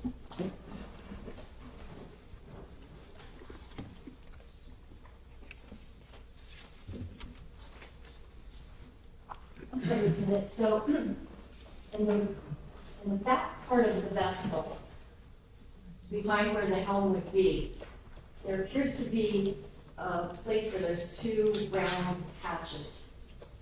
Can you describe what that is? It's a wash station. They usually have a hose on this left little pole here, and the other one's usually used for trash. Okay. And did you look in the area where the trash would be, if there was anything in there? Yes, ma'am. In State's Exhibit number 108, is that the top of what you saw when you opened that trash hatch? Yes, ma'am. Did you empty that hatch? Yes, ma'am. And did you photograph what was in there? Yes, ma'am. Does State's 109 depict the items that were in that place? Yes, ma'am. Are you in a position to say that George Pino drank all this alcohol? No, ma'am. Do you remember exactly how many alcohol containers were recovered from that? 61. And I wanted to ask you also, There are two exhibits that were already admitted into evidence as State's Exhibits numbers 20 and 21. Do you remember seeing these on the vessel? Yes, ma'am. Were these other alcohol containers that were recovered from the vessel? Yes, ma'am. What are they? Looks like a type of champagne in a liqueur.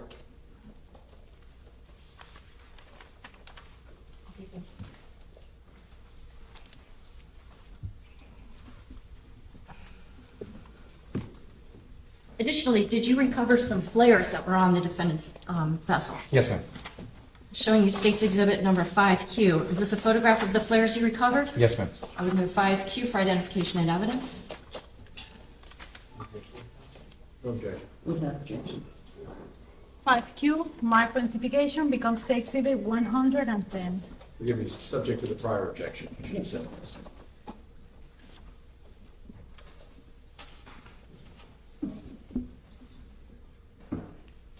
This might sound obvious, but what are flares for on vessels? Signaling for distress. What do you do if your boat becomes disabled and you have flares? You shoot off the flares, it'll create a large bulb in the sky, bright in color, so other boaters can see it. And it's known around the boating community that that's a sign of distress and that the people need help. What was the expiration date on these flares? October 20th of 19. 2019? Yes, When did you do this? 2022. Well, then I remember that you asked the defendant if he had all the safety equipment that he needed on his vessel. I did. Would this be considered safety equipment? It would. Is it safe if it's expired? No.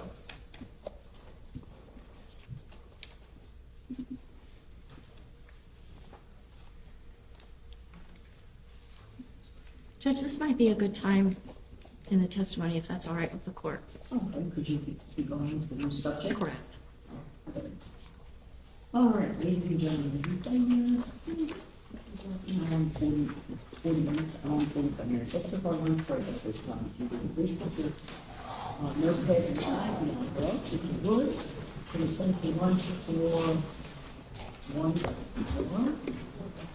So it's 12:35. Let's go to 1:40. 1:40 for lunch. When we return from lunch, please go to the jury room on the 7th floor, wait inside for Renee to come and get you. I ask everyone to stay in the courtroom. Well, excuse the jury just for a moment, give them a chance to get down the hall. Please remember to wear your badges well displayed at all times. No conversations with anyone. If anyone attempts to speak with you or in your presence about the case, please advise Renee of that. All right? Very good. Thank you. All right.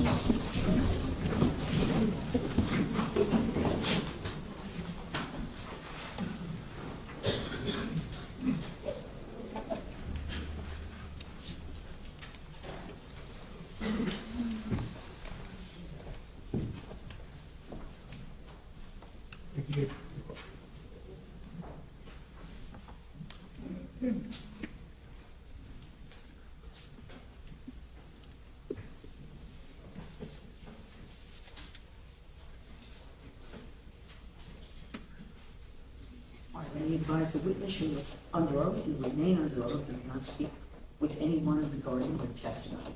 Yes, ma'am. All right, I'll have you excused at this time until 1:40. Yes, ma'am.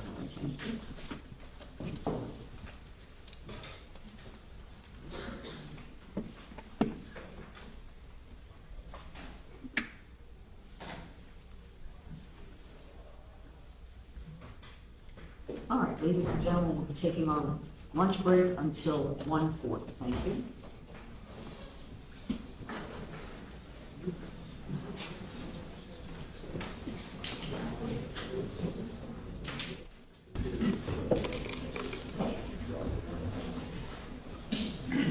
Judge, we have a matter we need to address before the jury comes in at the sidebar. Do I have the witness step outside? Not necessarily. Okay. Your Honor. Yes. Okay. Now. Your Honor, during the course of my publication or publishing of the defendant's, shall we say, second statement, Okay. not when he was not after Miranda and not when he was first asked about, who owns the boat, where does the boat come from, but the one that would have otherwise been covered under the accident report privilege. In the course of publishing that, I noticed that the transcript that was handed out reflected what the defense asked the state to redact, which was any reference to either the lieutenant's request for the defendant's blood sample or his refusal or his decision to decline giving a blood sample. All of that was redacted, and the redactions are properly reflected in the transcript. Unfortunately, I realized as we were playing it, though I feel like I looked at these videos over and over again, a little portion of what was agreeable to the defense was we over-redacted it. And so on page 2, Hold on. yes, of statement 2, Let me pull it up. Statement 2, transcript 2. Yeah. This is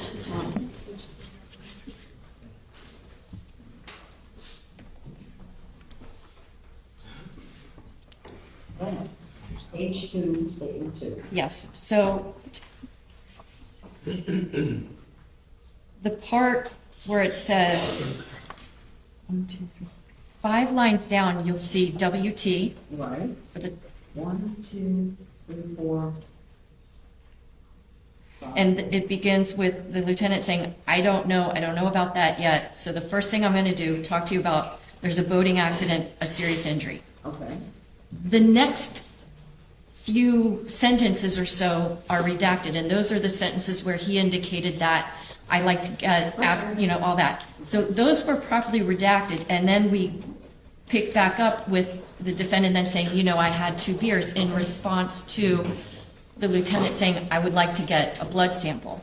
For whatever reason, unfortunately, from that until where the lieutenant says you're allowed to drink alcohol and drive a boat. It's not illegal to boat and drive. It's the next thing. Right. All of that from the 2 beers down to where the lieutenant says you're allowed, for some reason, those were not included on the video. It should not have been Redacted. redacted. It should have been in. Unfortunately, I think there was a miscommunication between myself. Okay, well, let me figure it out. Yeah. In the video, Yes. which comes to the jury, Yes. did they see when it said, GP, I had 2 beers? See and hear, they didn't see and hear that. They only saw it on the transcript, which is not evidence. It was not included on the actual DVD, which is. And then the next line, where, Lieutenant. The lieutenant. our lieutenant Yeah. says, and it's not illegal, is also not there. Correct. Correct. Okay. So, Keep going, Judge. all right, go ahead. The next sentence, Yeah, well, it's not illegal to drink a beer or a couple of beers and drive. Right. that's also not included in the Wasn't recording. included, so, And more. More was excluded. okay, go ahead. Also, What the else part- was excluded from. Where it says, the I evidence? feel perfect in the way my mind was, that also was redacted, which it should not have been. Right. And then the next part, you're allowed to drink alcohol and drive a boat. There's nothing saying that. Are you bleeding anywhere now? That's where it picks back up. When does it pick back up? When the defendant says my elbow. Okay, so here's what you're gonna need to do. I think we did it. Okay. So we now have, Would have to, I don't know, tell me what you propose. So the issue is that Ms. Adams, when she drew from the witness, from the testimony about the 2 beers, it was Ms. Adams characterizing it as a spontaneous statement. I think that's where it spontaneously said, and we can go to the transcript, but Okay. spontaneously. So, We all know it was not spontaneously. Okay. It was in response to several sentences of dialogue, including when the witness, Lieutenant Thompson, says, it just answers more questions if there was alcohol in your system or not. Okay, We know it being a blood draw, and so the exact quote was, it just answers more questions if there was alcohol in your system or not. which I'm not sure it was, so I'd like to ask permission to draw your blood. It's completely up to you. Okay, And then Mr. Pino says, you know, I had 2 beers. okay. Okay.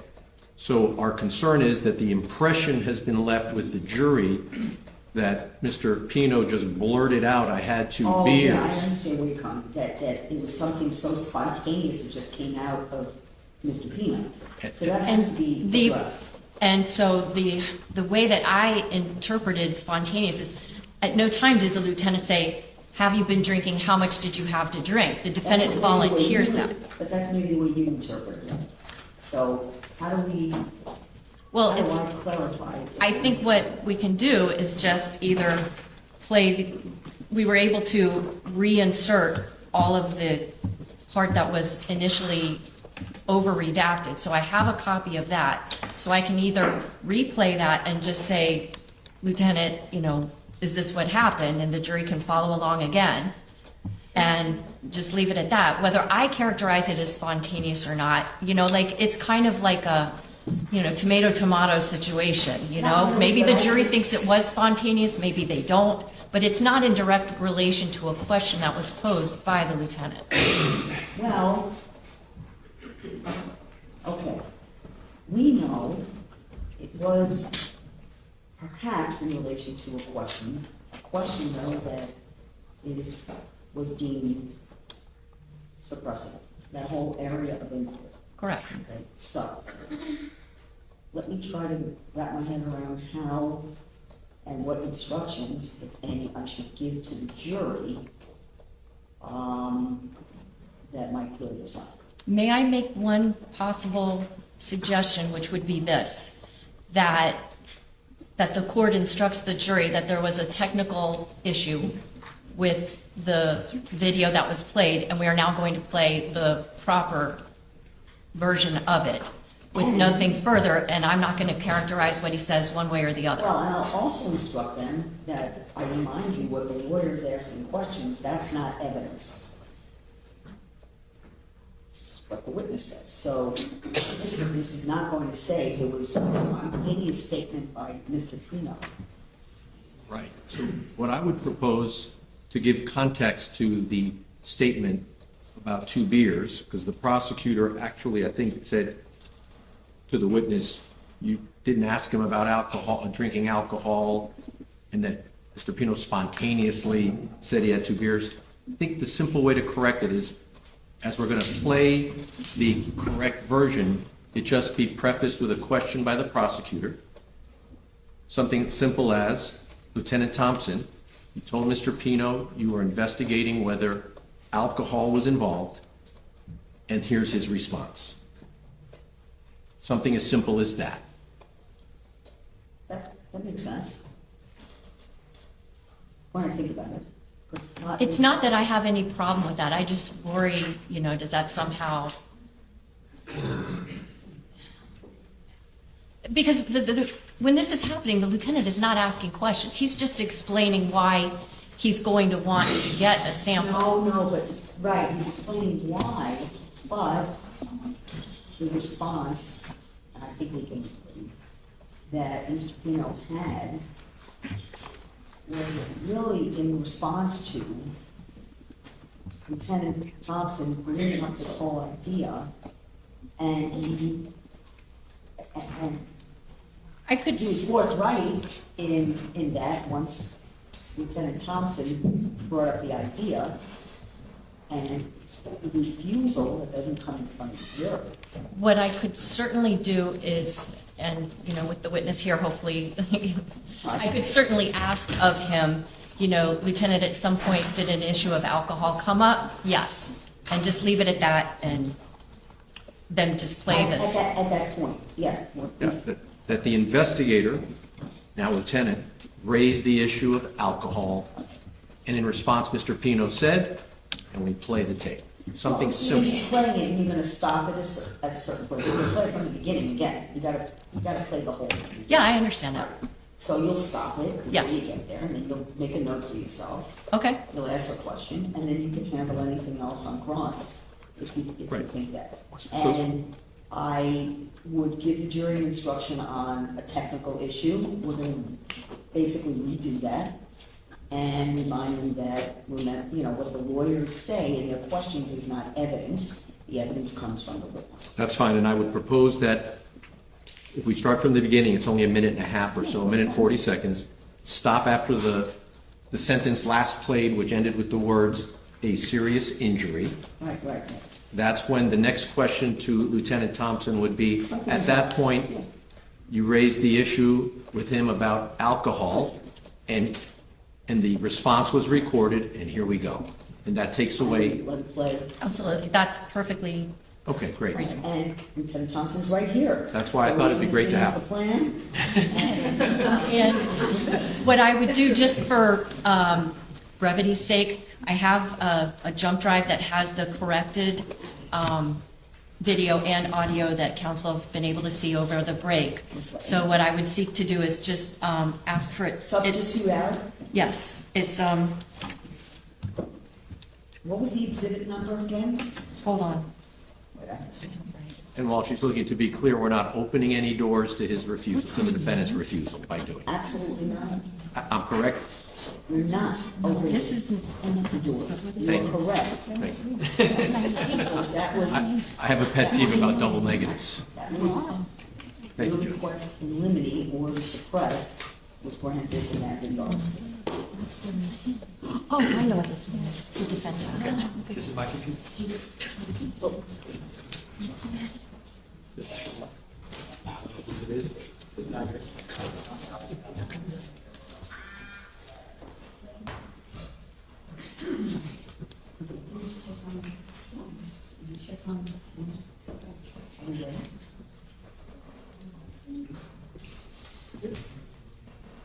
I think I mentioned it.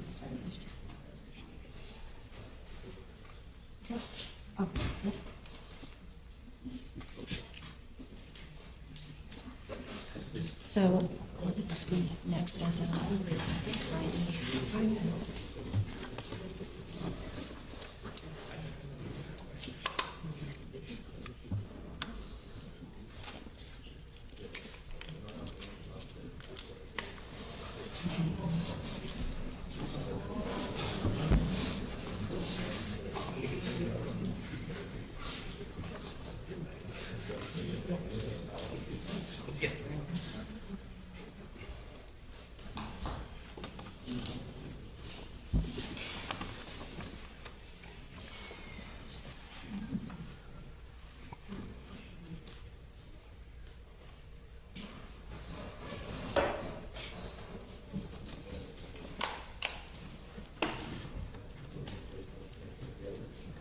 So, Your Honor, if I may, the corrected audio and visual of the defendant's statement to Lieutenant Thompson is listed for identification as states 5U.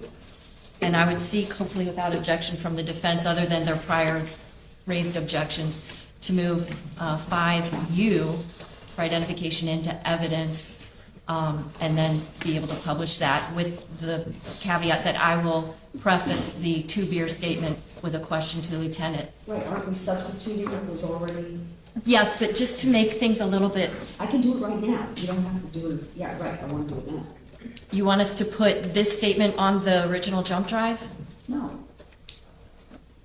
I thought you were going to switch it out.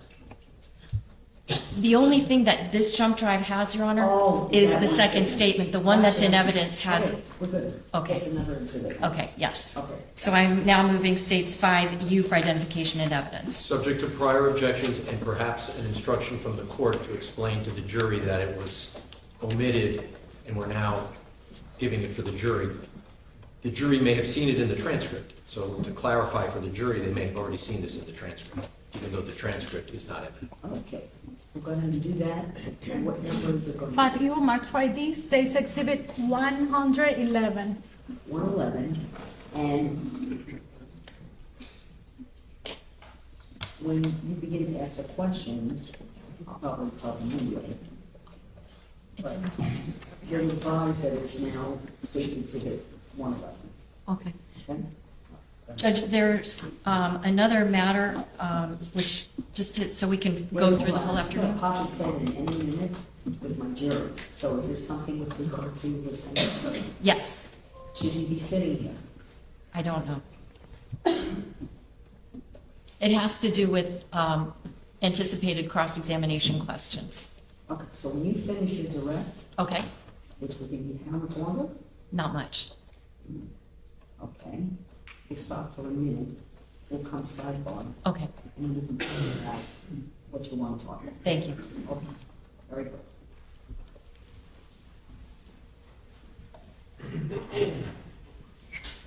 All rise.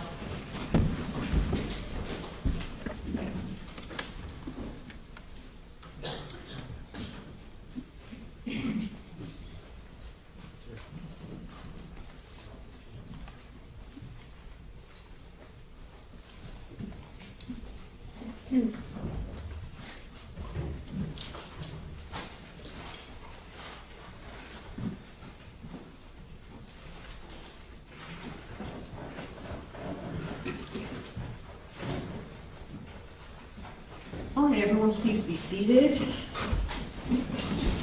Welcome back, ladies and gentlemen. Hope you had a nice lunch. During the playing of the body-worn camera evidence from Lieutenant Thompson, there was a technical issue with regard to what is essentially the second statement in conversation between Mr. Pino and Lieutenant Thompson. That technical issue has been resolved. There was what you might have been reading on the transcripts was actually not heard on the video. So that's been corrected. And what's going to happen now is the corrected statement is going to be played for you. There'll be a few questions about that. The transcript can be handed out again, which would be number 2 transcript. Oh, no, wait, it's number 2 transcript, Yes. right? Okay, number 2 transcript.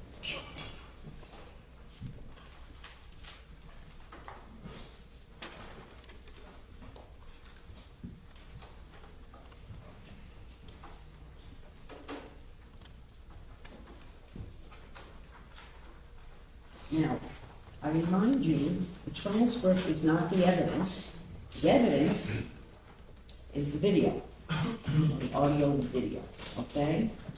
In addition, let me remind you that what the lawyers ask in their questions is not the evidence. The evidence comes from physical evidence and or testimony of the witnesses. Okay?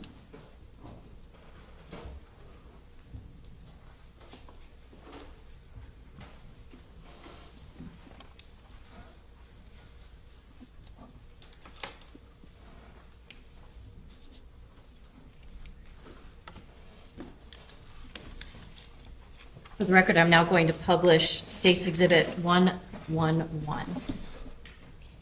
Your Honor, may the lieutenant step down while this is played? Thank you.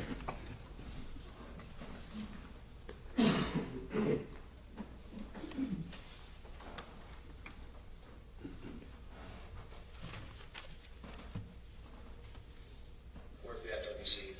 I do all voting actions that are serious. Anytime someone says somebody gets lamplighted, that's when I come. So, right now, no update. My officers are just getting so an update on they all went to the same spot, right? My office, medical staff, won't give an update until my guys get there. They won't do it on the phone because they don't know who's actually calling. So my guys are about 10, 15 minutes away. Everyone knows what we're doing.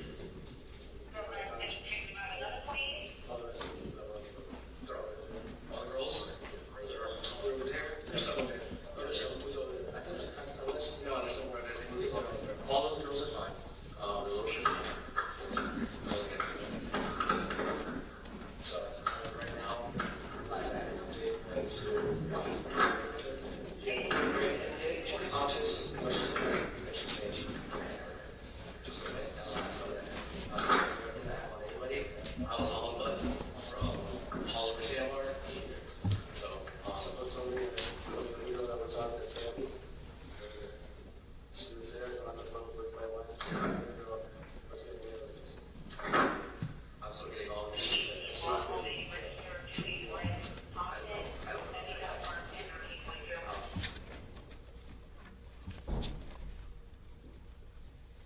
Lieutenant, I want to ask you if during this time, did any kind of issue about alcohol come up? Okay.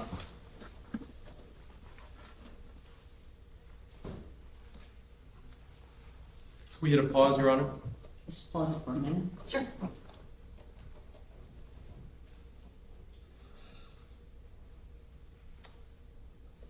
All right.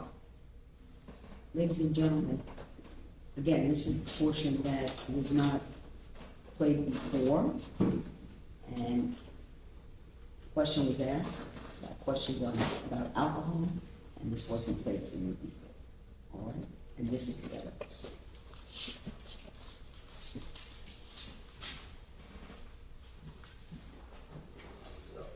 I had to. And it's not really good to drive. It's not really good drinking me a couple years and drive. I feel perfect in a way that my mind was. I know it happened.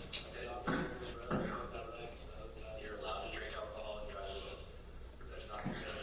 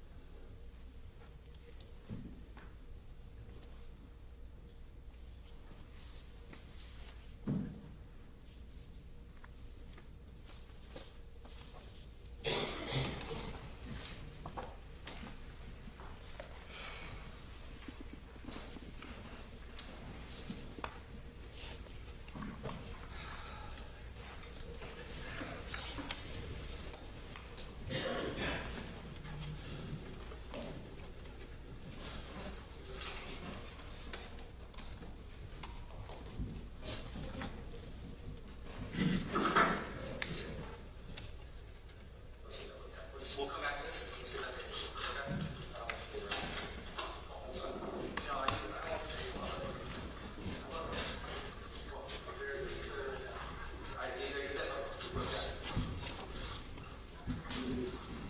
Hey, well, what do you guys are doing fire rescue? He's bleeding pretty good from a gash in his elbow. He's bleeding pretty good from a gash in his elbow. Well, what are you guys are grabbing fire rescue?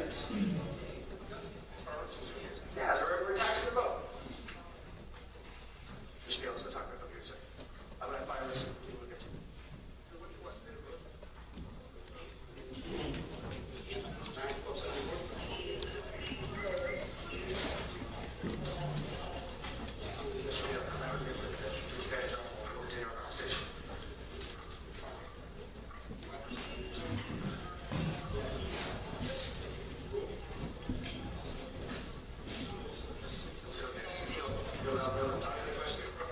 If he has questions, I want you're having breathe. I want you sitting down. I don't want you falling over this rock. Okay. Come sit down for me, Mr. Pino. No, I understand, but I've heard that shallow breathing before. I've seen people fall over, and the last thing I need is for you to fall over these rocks. So take a seat for me, my friend. So are these all your daughters? This is your daughter on the boat? That's your daughter right there? Okay. And all of them were her friends? It's my daughter's birthday. Okay. Celebration right now. We're heading back. I went through, we're going through that channel on the last part where they went on. Right, guesstimate how fast.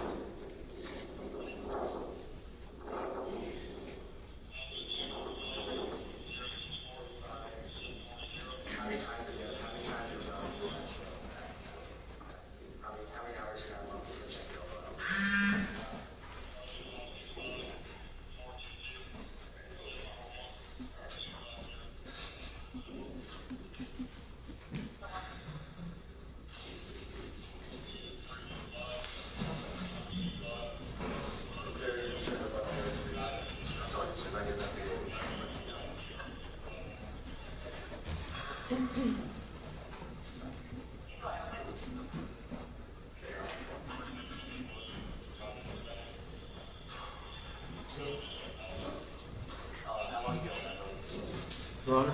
On the boat, it's 2020. And how many hours, so you had to put hours, like how many hours behind it? So I think that resolved the issue of the missing portion. Oh, very well. That was what was missing previously. All right, we'll continue on.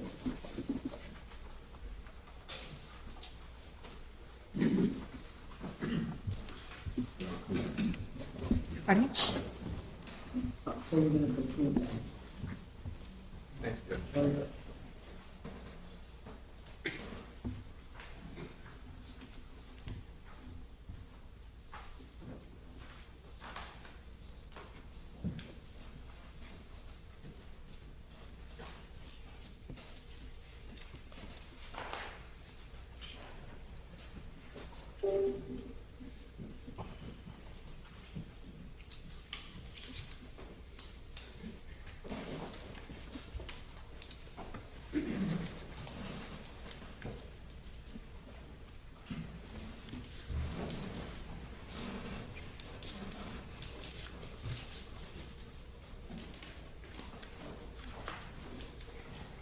So Lieutenant, up to now, we've talked about the fact that you spoke with George Pino on the evening of September 4th of 2022, and we talked about the inventory of the vessel that was done once it was salvaged from the bottom of the bay, right? Yes, ma'am. Okay, so let's talk now a little bit about something that occurred on June the 9th of last year. Did you and other people involved in law enforcement try to think of a way to explain or express to the jury what the defendant's driving pattern, for lack of a better term, was through the Cutter Bank Channel on the afternoon of September 4th, 2022? Yes, ma'am. We conducted a reconstruction as close as we could. Prior to doing the reconstruction, were any thoughts given about trying to actually bring the jurors through on the channel? There were thoughts. And Objection, Your Honor. Too dangerous to bring the jury out there. okay, what was the overall plan to try to show the jury as accurately as possible the route that the defendant's vessel took on that afternoon up to leading to it actually hitting a channel marker? Yes, on May 30th, ASA Adams reached out to me asking if this is even a possibility. Told her that logistically there's going to be a lot of moving parts to get this done, specifically around safety reasons. So we had to make sure we had safety vessels to block off channels. We had to make sure the weather was right that day, the right individuals were there, that we had access to Key Biscayne's airfield. It's a state park, so no drones can be flown. So we had to talk to the FAA for the drones. It was a lot of moving parts for it. Could you explain to the jurors what the idea was in terms of how this path would be recreated? So we had the GPS data from the units that were on the defendant's vessel that showed certain track marks and speed that the vessel was operating on September 4th. So we used multiple buoys as points of speed increase or direction change towards the channel marker. So if there was a track point, say, that indicated that the defendant was going 43 miles per hour, is there a way using GPS to put the buoy like really close to where that track point is? Yes, ma'am. We used a certified handheld GPS following the exact coordinates from the units from the vessel to match it to the exact spot that we were going to drop the buoy. Okay. And then in this particular case, were there two last track marks or track points from the defendant's vessel up until it crashed into that channel marker? There was. And did a buoy get placed in each of the locations where those last two track points were? Yes, ma'am. And so what was the idea behind piloting a vessel past those buoys which represented the track points? The idea was to video record so we could show the jury of the points of acceleration that the GPS showed. So the first buoy was a signal for me to accelerate from one speed to another. while also maintaining a certain track from one buoy to the next. The second buoy was the last buoy prior to the collision with the channel marker.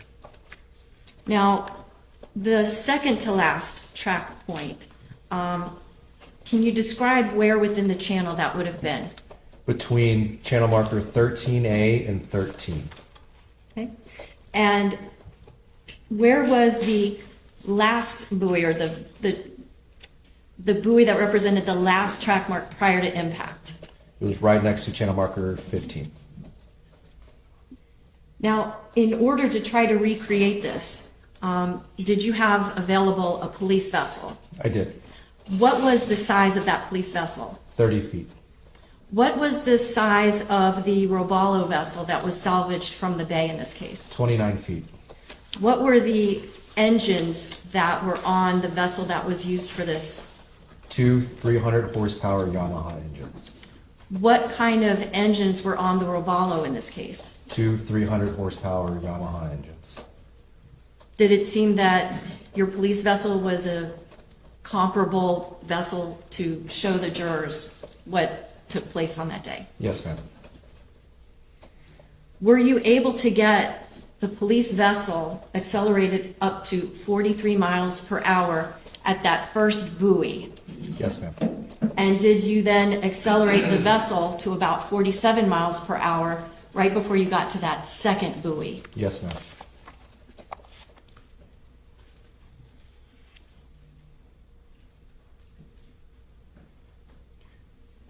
How long have you been piloting vessels? Since I was a young child. How many times have you piloted toward a steel marker?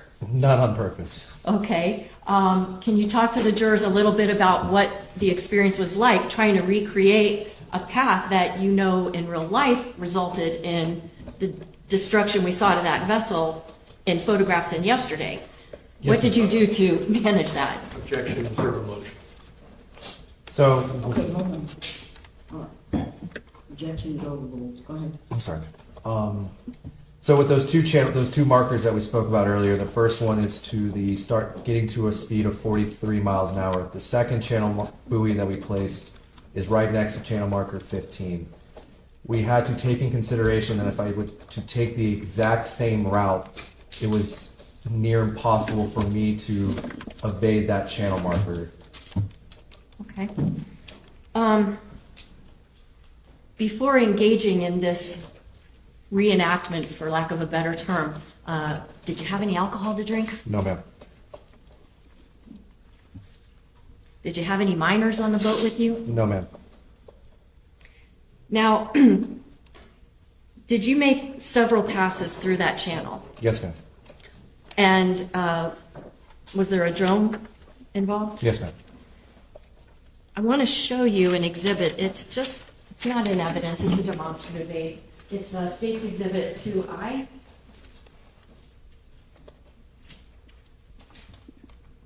This is not scientific. My channel drawing is as good as your boat drawing. But does this represent kind of the tail end of the Cutter Bank channel? Yes, ma'am. Would you be able to use this pen and kind of like show us in cartoon figures almost the route that you basically were taking? Yes, ma'am.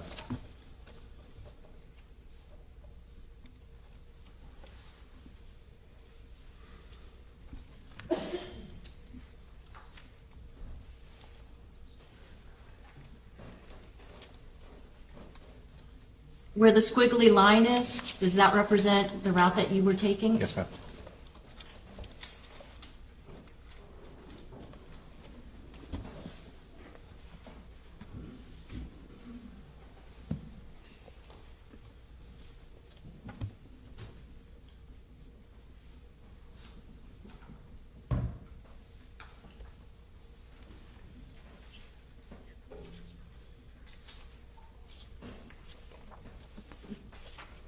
I'm showing you exhibits that are in evidence as states 23 and 22. Do these accurately depict what channel markers 14 and 15 look like? Yes, ma'am.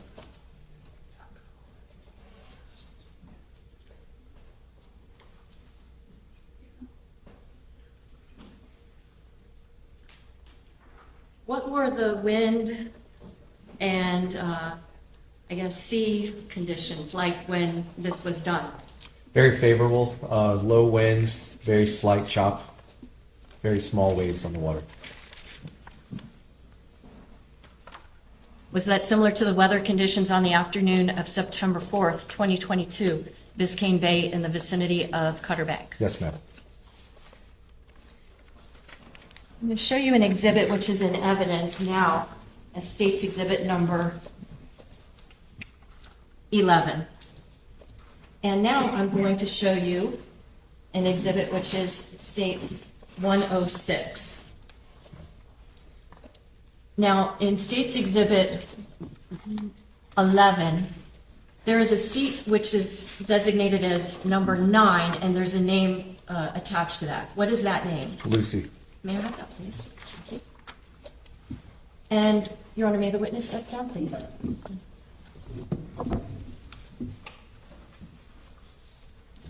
So if what we're looking at here in exhibit number 11, it's a diagram of the seating arrangements of Mr. Pino's vessel on September 4th, 2022. And if what we're looking at here in State's Exhibit number 106 is an actual photograph of where seats 7, 8, and 9 would be. Yes, ma'am.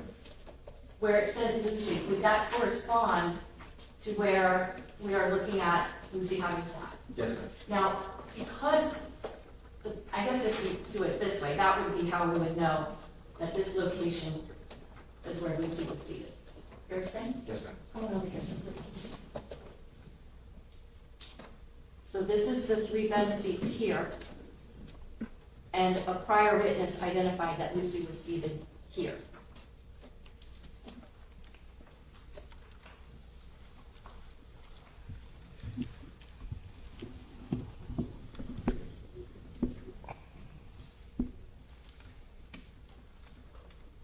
I'd like to ask if during this process of trying to recreate for the jury a sense of what the defendant's vessel was doing prior to and at impact, was there somebody who actually sat in seat 9, the seat that was identified as the seat that Lucy had been in, filming from that vantage point where the vessel was traveling? Yes, ma'am. Have you seen that video? Yes, ma'am. For the record, I'm showing counsel's, oh, no, it's already in evidence, State's number 98. Earlier, did you get a chance to look at this? Yes, ma'am. And you put your initials on it? Yes, ma'am. Okay. Judge, at this time, I publish this exhibit. Same objections previously asserted. And over those objections,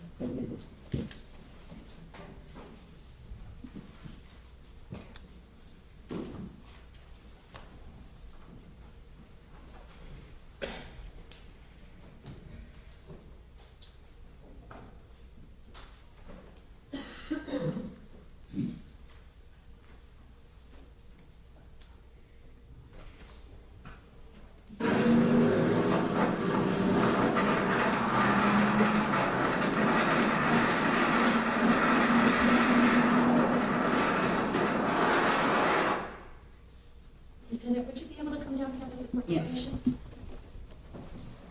I'm going to stop this a couple of times and then replay it from the beginning, but we're heading down the channel, Yes, ma'am. and I'm going to stop this and ask you kind of where we're at. Yes, ma'am.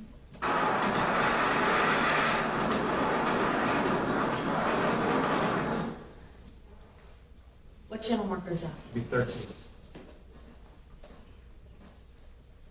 13A? Take a close look. 13A. Okay.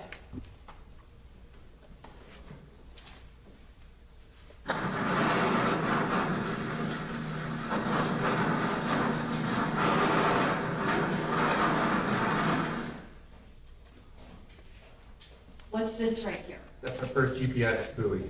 And what does that represent? Reaching that at 43 miles an hour, that is the moment where I start to accelerate to 47 miles an hour. And is this buoy in just about the same location as that second to last track point before the vessel strikes the channel marker? Yes, ma'am. Okay.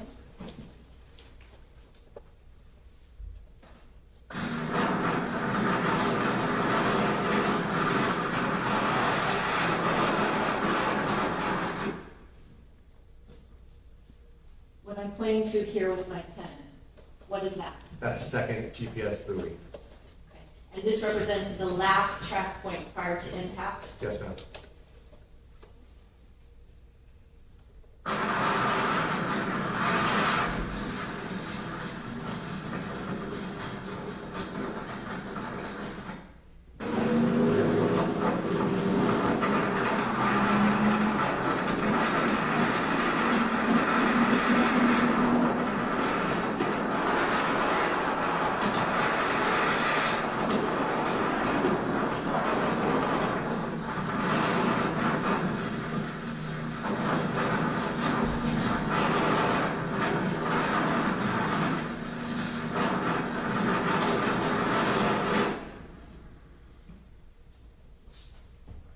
Lieutenant, what is this channel marker there? Green marker 15.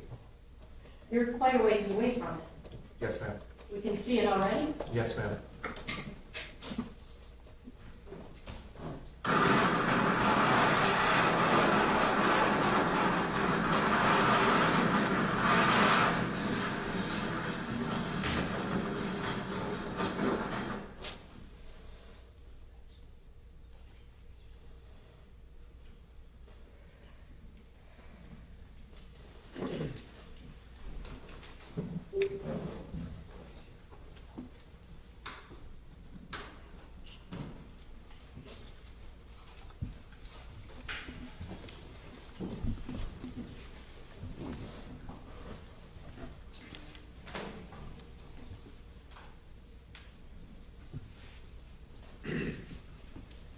Last thing I want to ask you about was yesterday.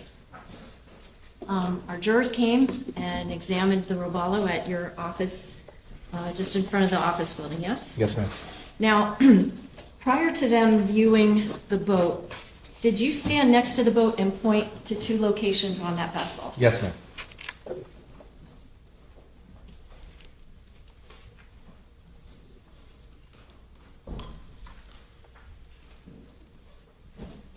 I'm going to show you State's Exhibit number 68. And if the witness can step down, please, Judge? Yes. Can you use this exhibit to point out the two locations that you pointed to for the jurors? The first point is right here. The second point is right here. Can you explain to the jurors what you were pointing out? Up here, I'm pointing out what we call the paint transfer from the green dayboard that was on top of markers 15 as the initial impact point. And you pointed to a second location. Here, What is that? secondary impact point. And why were you, what was there that let you know that? The extreme amount of damage that started from this point. And in fact, was there paint transfer there as well? There was.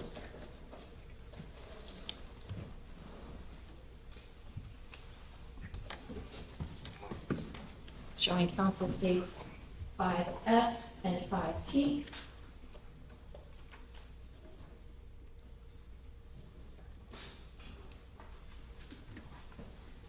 Do exhibits 5S and 5T represent the two locations of paint transfer that you just described? Yes, ma'am. I would move states 5S and 5T for identification and evidence. No objection. Lieutenant. 5S, mark for identification, now States Exhibit 112, 5T, 113. I'm sorry, 113. 113. Thank you.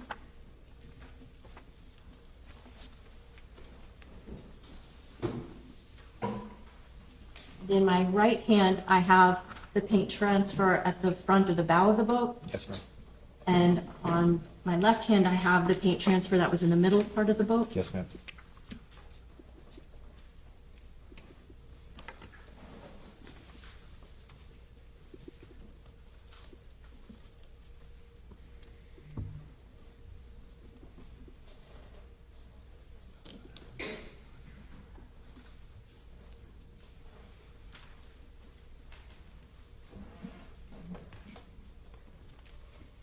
I have no other questions.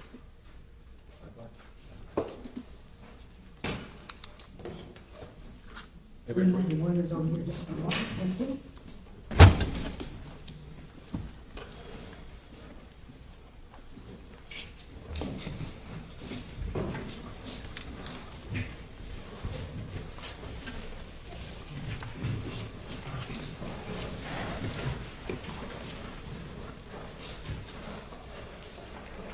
Counsel, before you start with cross-examination, ladies and gentlemen, during the course of the direct examination of the witness, there was a question asked of the witness, and the response from the witness was that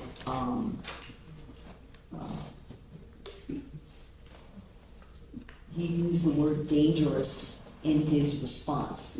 I overruled the defense objection. That objection should have been sustained. You would disregard any statement or any conclusion by the witness with the use of the word dangerous in terms of what he has done. All right? Thank you.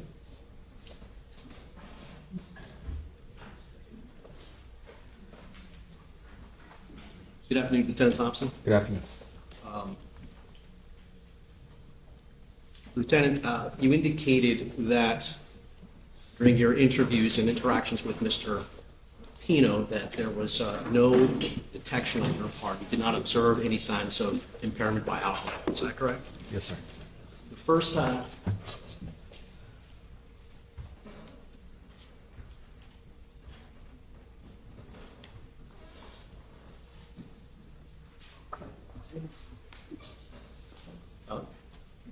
At the point that you had your first interaction with Mr. Pino, however, approximately 2 hours had passed since the accident in this case. Is that right? Yes, sir. So, to be more specific, the accident occurred sometime around 6:37 p.m. Is that right? Yes, sir. And the first time that you had contact with Mr. Pino was at 8:16 p.m. according to your testimony today. Does that sound right? Yes, sir. So almost 2 hours later. Is that right? Yes, sir. Would you not agree that that persons who were with Mr. Pino closer in time to the point of the accident, 6:37, that their impressions as to Mr. Pino's whether Mr. Pino appeared to be impaired by alcohol or not would be important to know? Yes, sir. And if such persons that observed Mr. Pino at the time closest to the accident were to say that they didn't detect or didn't observe anything about Mr. Pino which would have indicated alcohol impairment, that would be valuable for this jury to know. Is that right? Yes, sir. As well as witnesses to Mr. Pino's state of mind or physical state while he was actually at the sandbar in this case. Witnesses at the sandbar with Mr. Pino who were able to say there was no evidence of impairment by alcohol of Mr. Pino, that also would be important for this jury to know. Is that right? Yes, sir. Particularly if those witnesses did not observe any evidence of alcohol impairment. You would agree with that, wouldn't you? Yes, sir.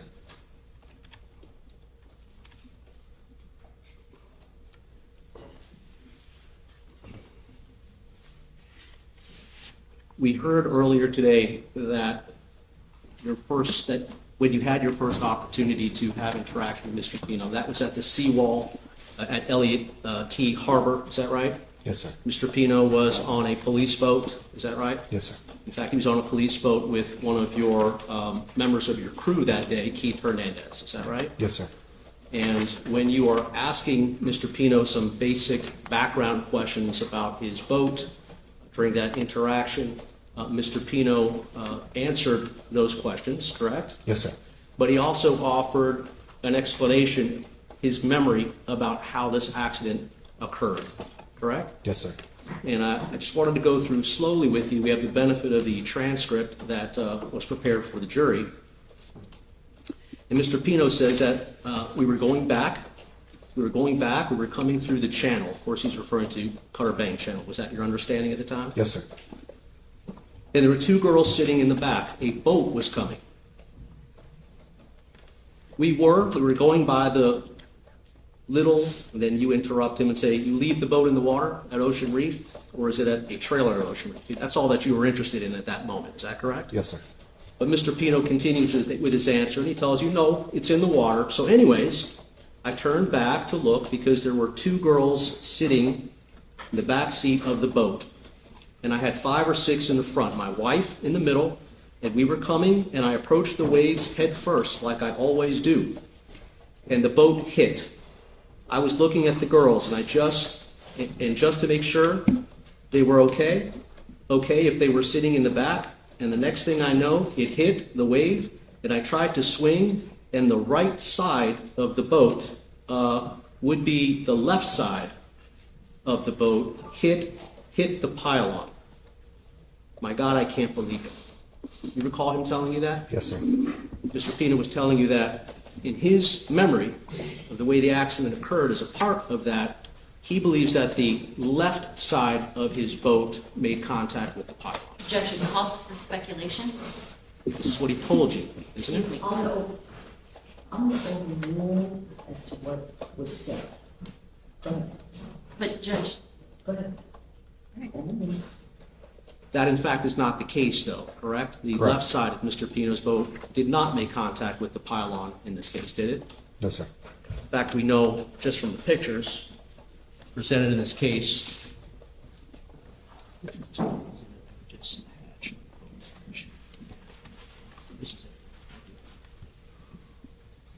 As we saw in State's Exhibit number 68, very clearly, damage happens to the right side of the boat. Is that right? Yes, sir. And that's not a mystery in this case, is it? That's not in dispute here, right? No, sir. But at least when Mr. Pino had that initial interaction with you, it was his belief, his memory at that moment that actually it was the left side. objection.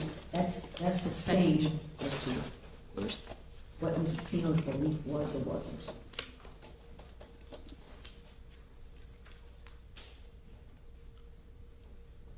You go on. You ask him if he has a trailer for the boat, and he tells you that the boat goes back to Ocean Reef, etc., and so on. There's then another opportunity that you have to speak with Mr. Pino. Is that right? Yes, sir. Because after you had your initial interaction with him while he was at the seawall on Officer Alec's boat, you went to, because you needed to make some phone calls. Is that right? Yes, sir. In connection with the accident scene that you were working, or the accident investigation that you were working. Correct? Yes, sir. And when you came back, you had a further conversation with him.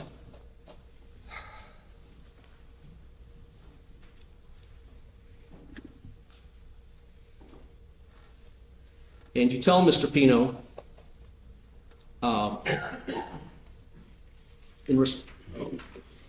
Mr. Pino says to you, someone told me that, well, the other girl that was on there, Tammy, she's over there. She was there on the boat with my wife when the other girl was getting airlifted.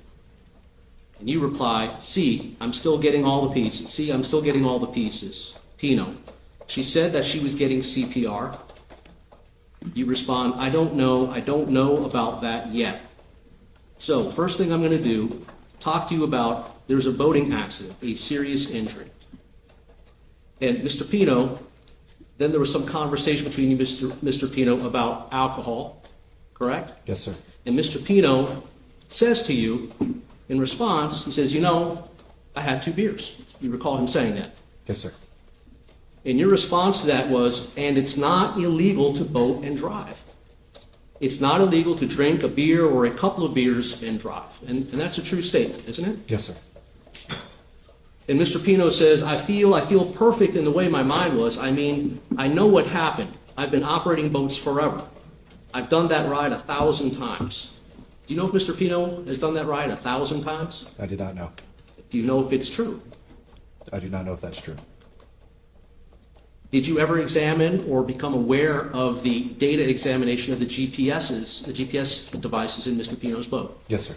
Did either of the historic track points or in either of the GPS devices reflect thousands of rides through the Cutter Bank Channel? No, I did not. So this was Mr. Pino's memory. Objection. Sustained. the GPS devices did not bear out Mr. Pino's statement that he had been through the Cutter Channel thousands of times. Is that correct? Correct. And you reply to that and you say, you're allowed to drink alcohol and drive a boat. And this is what you told him, right? Yes, sir. And again, that is a true statement, right? Yes, sir.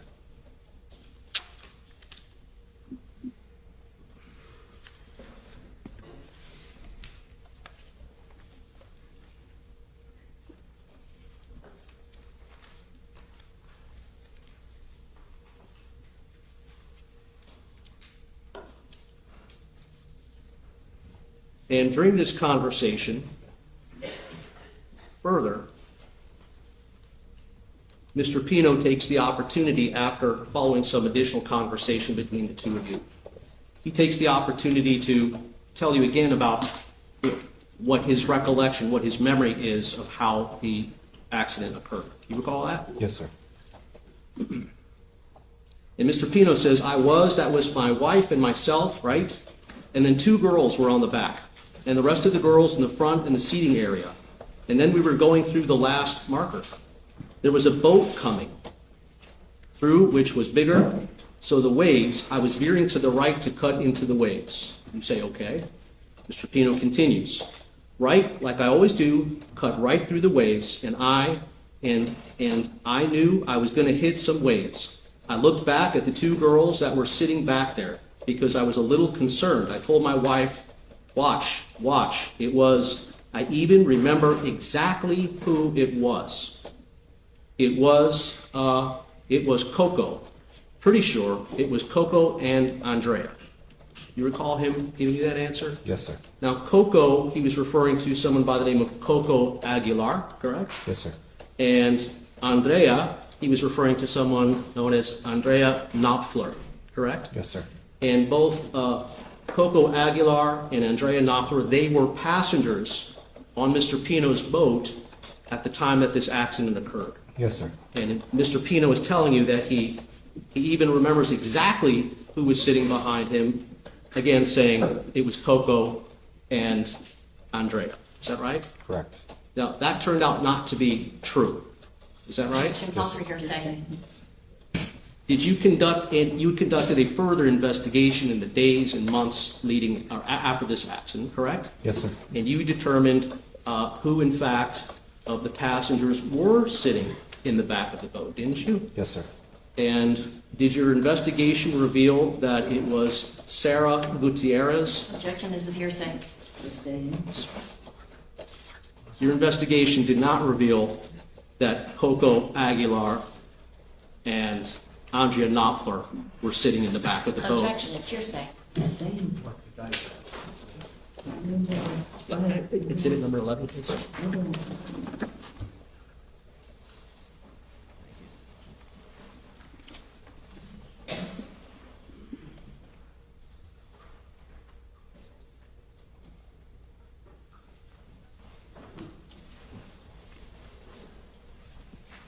So I'm handing you exhibit number 11.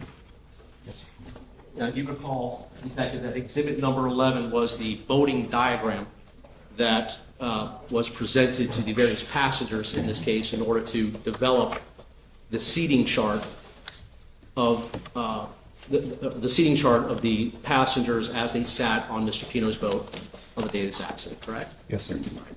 And if you would, referring to exhibit number 11, what did your investigation reveal as to who was sitting in the back of the boat? Objection, Judge, that's not what Exhibit 11 demonstrates. Is it introduced? Yes. Yes, but it was not from the detective, it was the words of other witnesses. I'm gonna allow it. Go ahead. It says Sarah and Mia. Not Coco and Andre. Correct. So Mr. Pino gave you mistaken information when he said that Coco and Andrea were sitting behind him. Is that right? Yes, sir.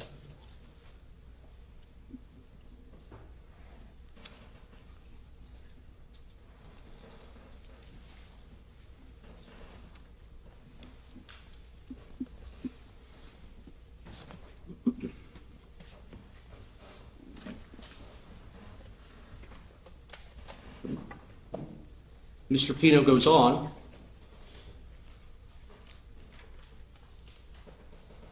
And he tells you, speeding up a bit, he says, so I turned around and I said, hey guys, watch out, hold on. Because I'm cutting into the waves and you guys are on the back, and if you bump around, they were right on the back.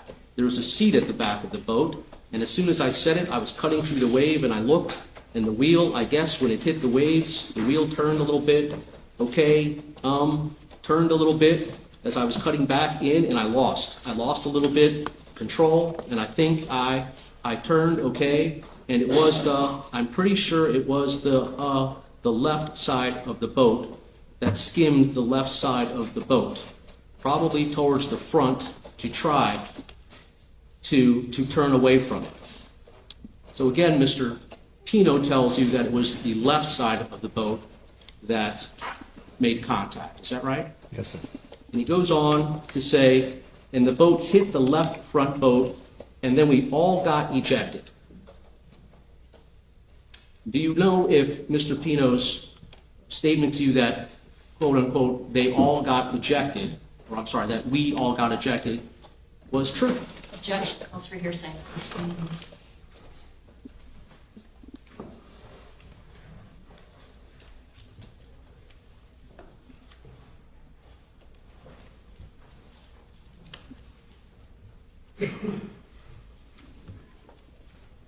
Do you know if Mr. Pino's statement that, quote, we all got ejected was an accurate statement? Objection, Judge.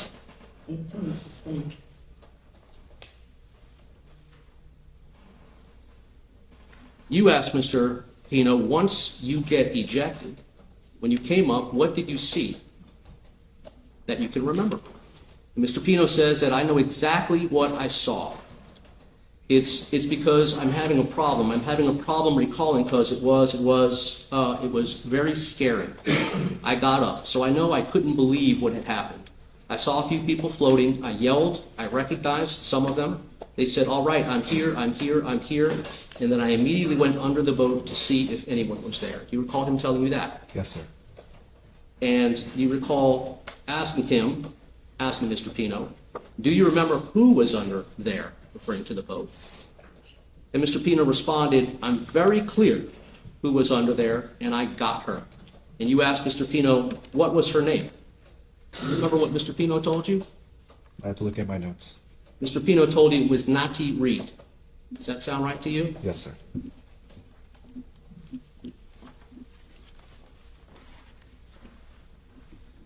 And we, of course, are here in this trial because it wasn't Natty Reed who was under the boat, right? Correct. Do you know who was under the boat? Objection, Judge, calls for speculation. Witness not there. Question, please. You know who was under the boat? Objection, calls for speculation. Rephrase your question. Sure. Lucy Fernandez was under the boat, wasn't she? Objection, calls for speculation. Rephrase your question, please. Not sure I understand the... Come over here, please. Sure. Explain it to me. Thank you. You may Thank proceed. you. Thank you. And, your questions. At any time after the accident, did you interview Natty Reed? I'd have to go through my notes. Do you know of anyone from you or your agency or any other agency that interviewed Natty Reed after the accident? I would have to go through my notes.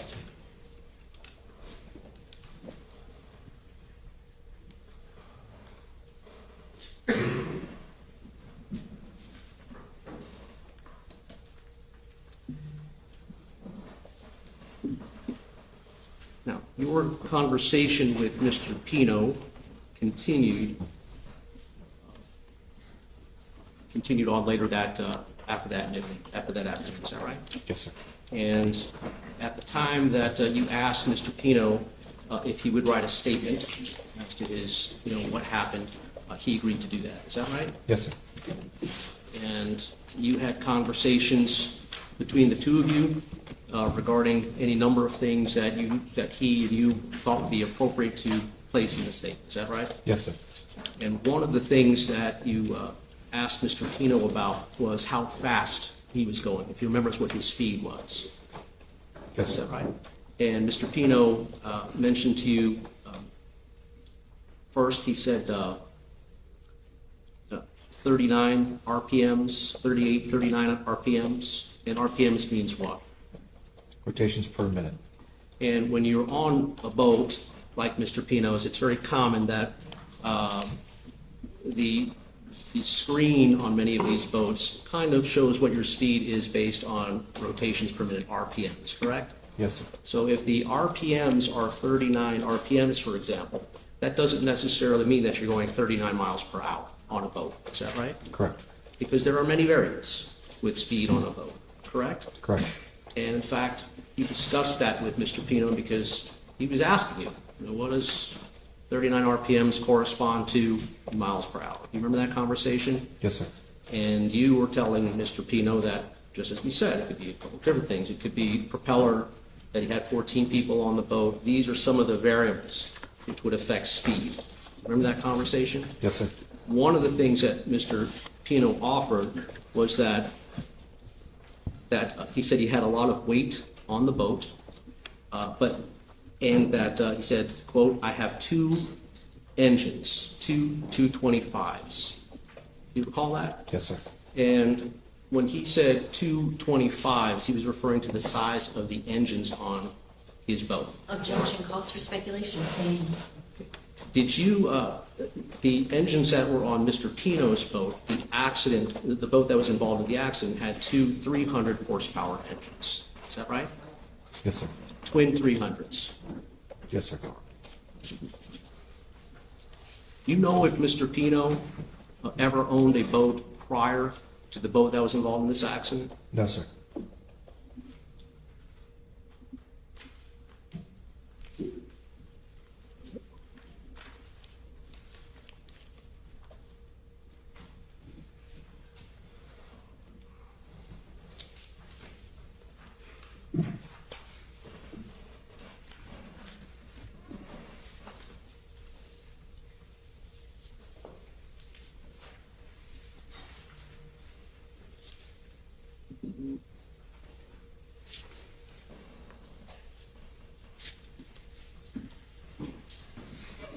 You did notice when you began your interview with Mr. Pino that he did have his head wrapped in a gauze bandage. Is that right? Yes, sir. Do you know why it was that his head was wrapped in a gauze bandage? I did not. Suspect some head injury? Yes, sir.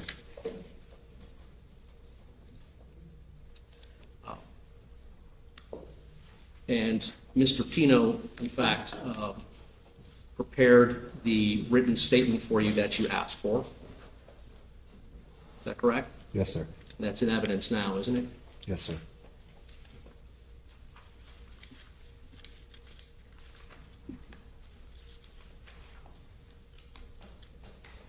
Mr. Pino also told you, as we know, what his memory was as to how the accident happened. We just went all through that. Did you follow up with any type of investigation to determine if Mr. Pino's memory about another boat contributing to the cause of the accident occurred? I did. And what did you do in order to determine if there was another boat that contributed to this accident? Multiple different things. I'm sorry, you need to keep your voice up, sir. Multiple different things. Such as, Lieutenant, what did you do? We spoke to Good Samaritans that were very first on scene. There was a picture taken by a Good Samaritan that showed the northbound aspect of the boating accident. We contacted other agencies, seeing if there were cameras in the area. We interviewed the passengers on the vessel.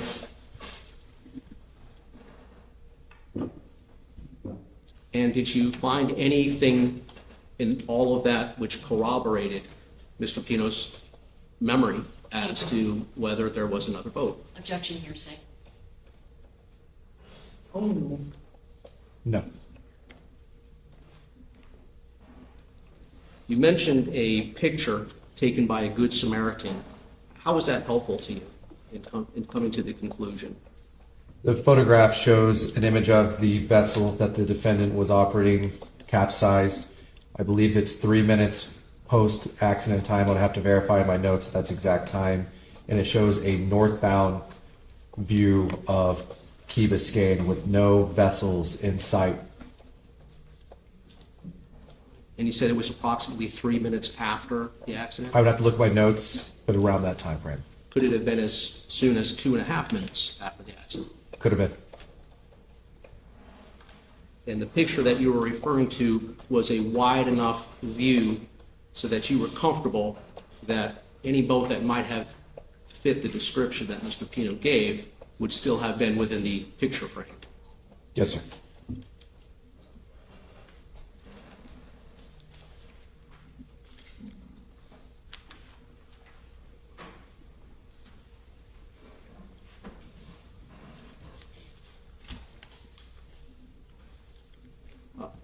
Lieutenant,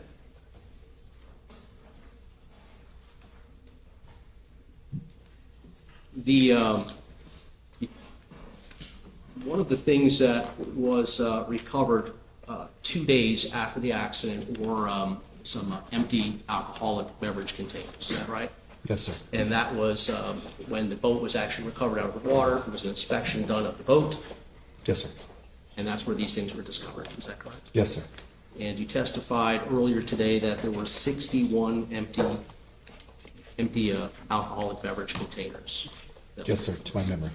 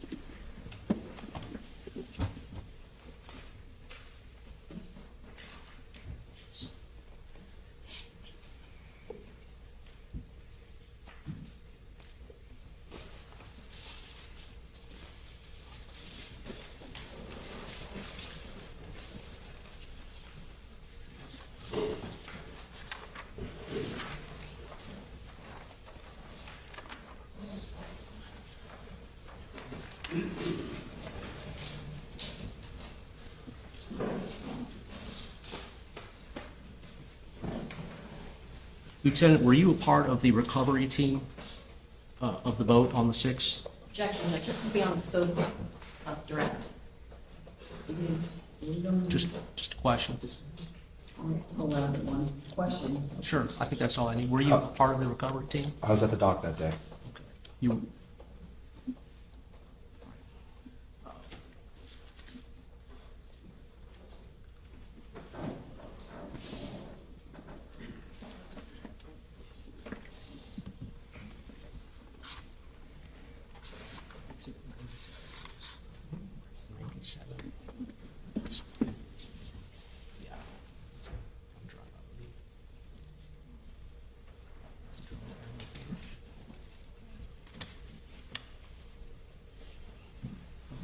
that must be easy.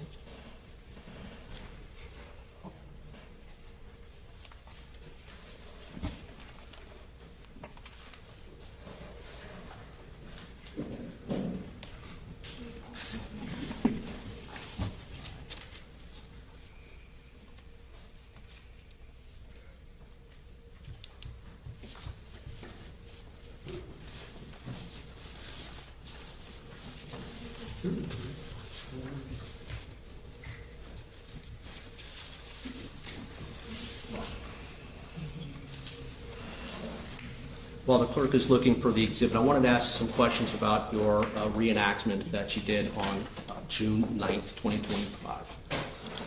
Do you recall, I received let me ask you this, do you recall what time it was that the actual reenactment was done? I'd have to look at my notes. Do you have your notes with you? I do. Why don't you take a look at those and look up if you have your memory. Around 8:47 a.m. 8:47 a.m., is that when the actual runs with the vessel were done? I don't have that report with me. That was the time frame that we started doing runs, but I don't know the full time frame of how long.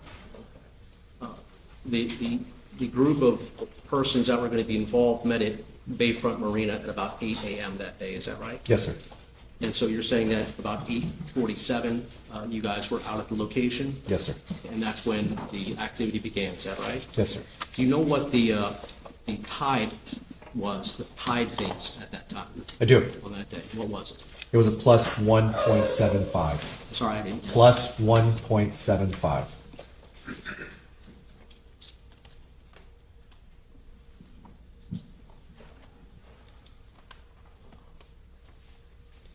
Then I want to show you one of the drone aerial footage that was taken on that day. That's it.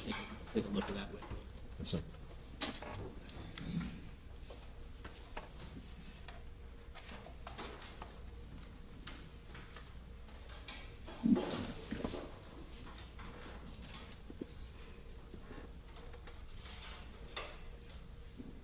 Before we look at the video, as I understand it, your testimony earlier was that you tried to follow the historic track that Mr. Pino's vessel took on the day of this accident as you possibly could. Is that correct? Yes, sir. And the track that you followed was, based on the information that you took off or that you received from Mr. Pino's actual SIMRAD GPS device. Is that right?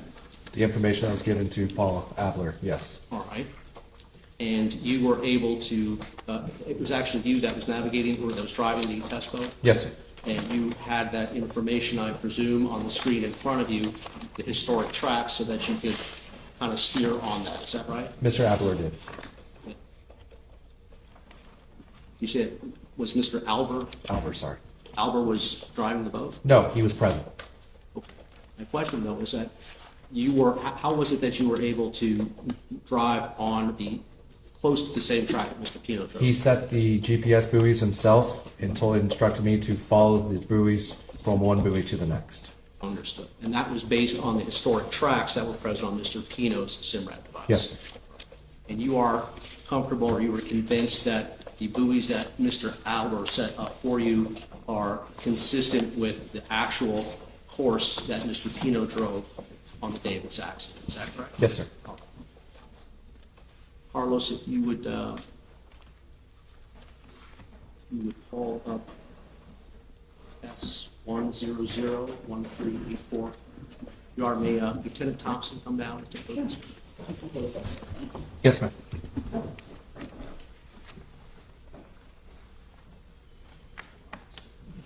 So I'm going to play this through one time and we'll ask some questions about it.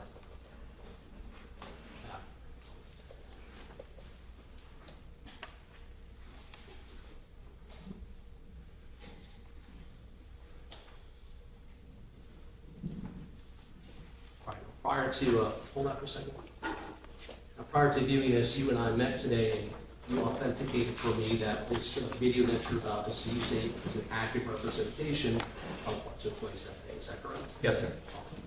Excuse me, can we have what exhibit number this is? Yeah, it's 97. Thank you. Thank you. Once you start again.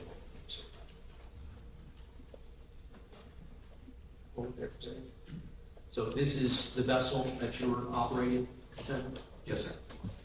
And just for the sake of the record, what we're looking at here is it would be a part of the Cutter Bank channel, correct? Yes, sir. And can you see what I'm pointing at the channel marker here. Do you know what channel marker that is? 13A. I'm pointing at another one of the red triangle. You know what that is? 14. And the final channel marker that I'm pointing at? 15. 15 is the channel marker that was aligned with it. Is that right? Yes, sir. Okay. Let's continue.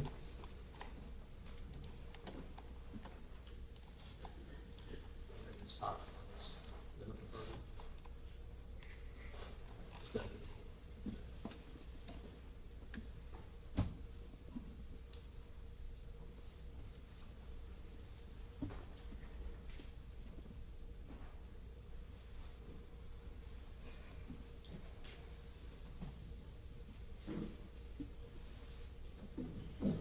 Let's run that back again when I see that questions.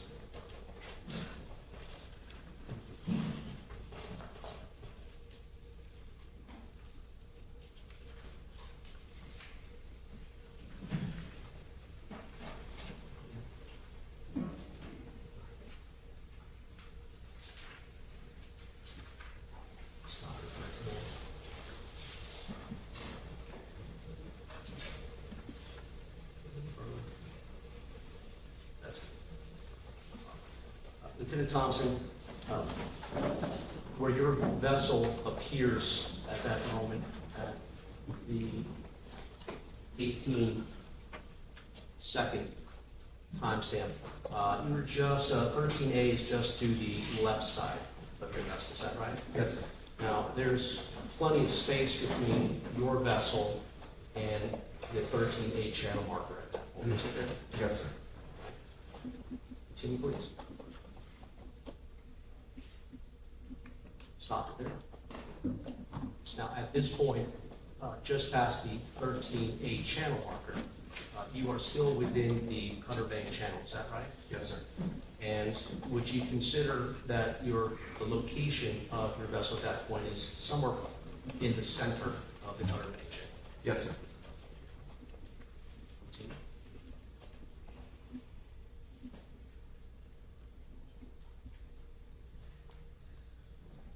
Over there. And as your vessel is continuing now, that is more in line with the left side of the channel, is that right? Yes, sir. Now, if there are no oncoming boats present in that condition, all right? Yes, sir. And that's because the area has been essentially quarantined by other police vessels, is that right? Yes, sir. There were no oncoming boats, as you said earlier, we were convinced no oncoming boats at the time of the accident that Mr. Pino was involved in, is that right? Objection. Sustained.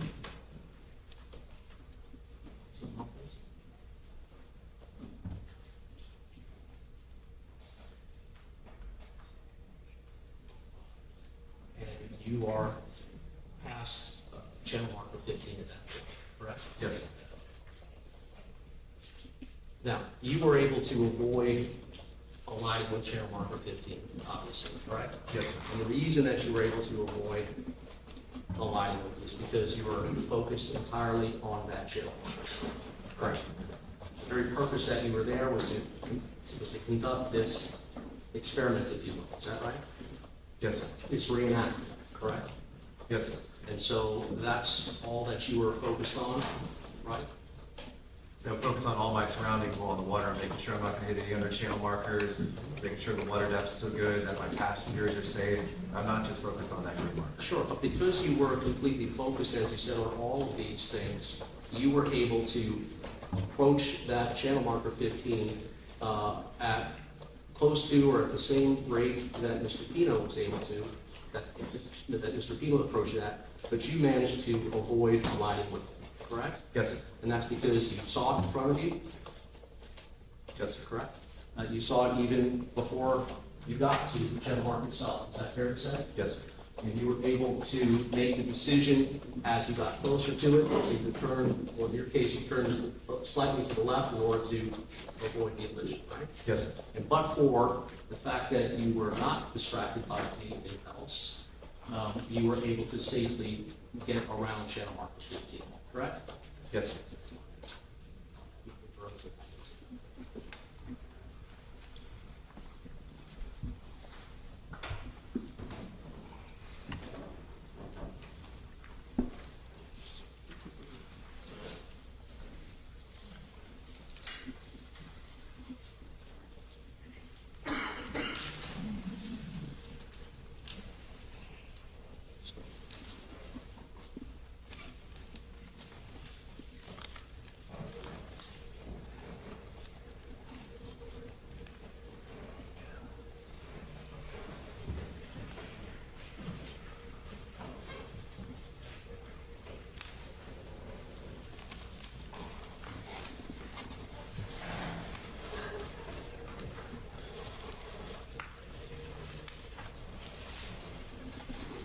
Just final question for you, Lieutenant.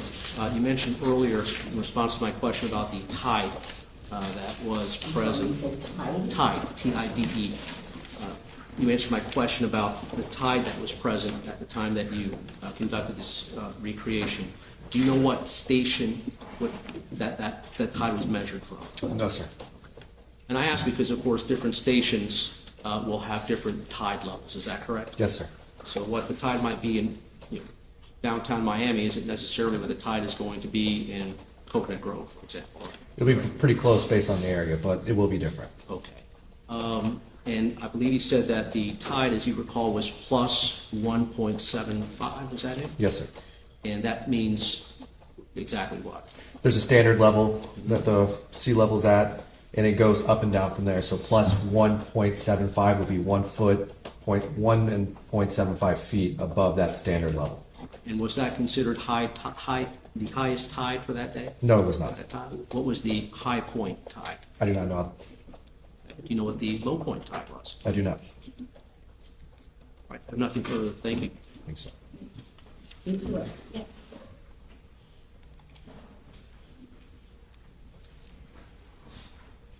Speaking of tides, the tide on the day that recreation was done, you indicated the tide was what exactly? Plus 1.75. Did you ever research what the tide was at that location on September 4th, 2022 at about 6:30 p.m.? I did. What was it? The high tide of the day was at 4:48 p.m., which was plus 2.2. The low tide was going to be at 11:33 p.m., which is negative 0.7. So it'd be somewhere between there, roughly around 1.5 feet. So at the time that the vessel collision happened in this particular case, the tide was lower than it was during this recreation? It was. Now, in terms of what that means as far as how high up or down the water moves along that channel marker, when would the water have been higher up on the channel marker? On the day of the recreation or at the time of the crash? It was higher at the day of the recreation. So at the time of the crash, would more of the sign have been visible? It would have. I want to show you a picture. It's in evidence. It's State's Exhibit number 10. Do you recognize from this investigation who is depicted in these photographs? More or less, yes. And are a lot of these girls the girls that were in fact on the vessel? Yes, ma'am. And let me ask you a question first off. Are they black or white? No. Huh? Colored picture. No, I'm sorry. I'm sorry. We needed that on a Friday. What is the race of these girls? Black, white? Mostly white. Okay. What about hair length? Longer hair for most of them. What are they wearing? String bikinis. Some of them are wearing sunglasses. Yes, Overall, do these girls kind of look alike? they do.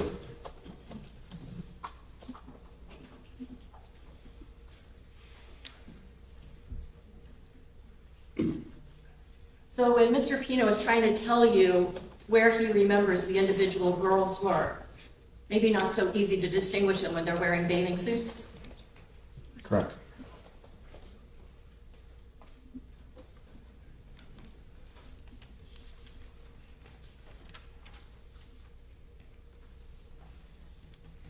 The defense asked you about Mr. Pino saying that he's traversed that area thousands of times. Were you taking him literally at that moment? No, ma'am. So like if I say to you, we've had thousands of sidebars in this trial, do you think we've really walked over to the side of the judge's bench thousands of times? No.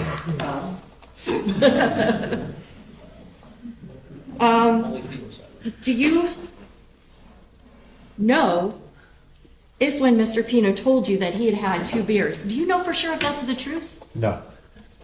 When he told you that there was this other vessel that caused this crash, do you know if that's the truth? No. Do you know whether he said that because he was misremembering what happened? No, ma'am. Do you know if maybe he said that because he wanted to blame somebody else for this crash? Objection, Your Honor. Do you know? No. Nothing else.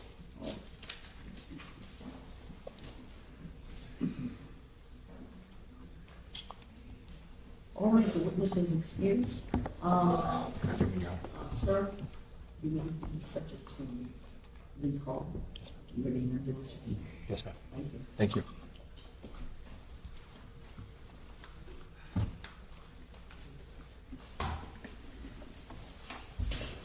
All right. You're good for today? Yes, my witness, I explained, will have to come back next week. And witness will be doing that. Yes. Okay. Thank you very much.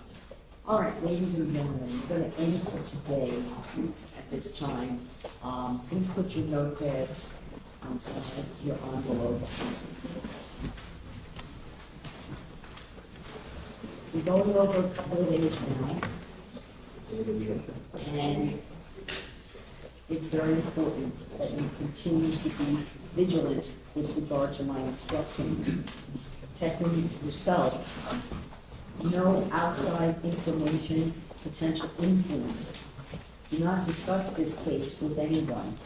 Anyone is curious about what you are doing, or where you are, the response is, I'm sorry, I'm on a jury, and that's all I can say. And that's that. Okay? And please, do not speak to each other at all about this case. Don't speak with anyone else. Please don't conduct any research or investigation. Don't conduct your own experiments, because none of that is evidence. You're getting the evidence in the courtroom. That's all you can rely on, with the instructions I will give you on the line to ultimately reach your decision. Avoid contact. Anyone who comes to try to speak with you or in your presence about the case, please avoid that. Anyone persists, please report that to Renee and bring it to my attention.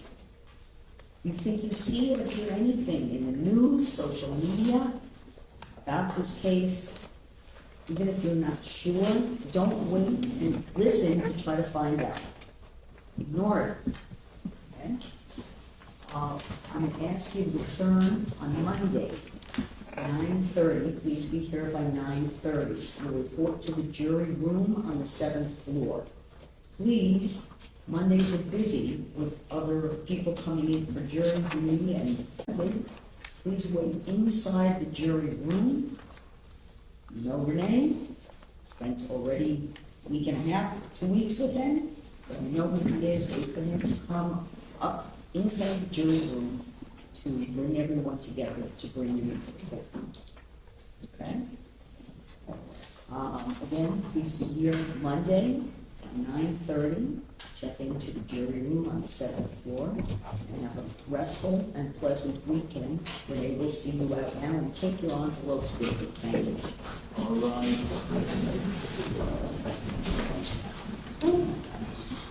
Again, everyone, please remain in the courtroom to allow the jury to exit and work their way down the hall.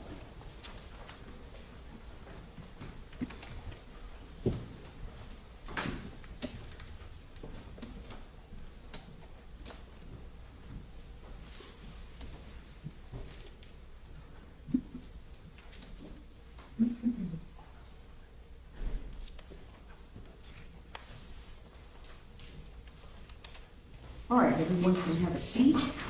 And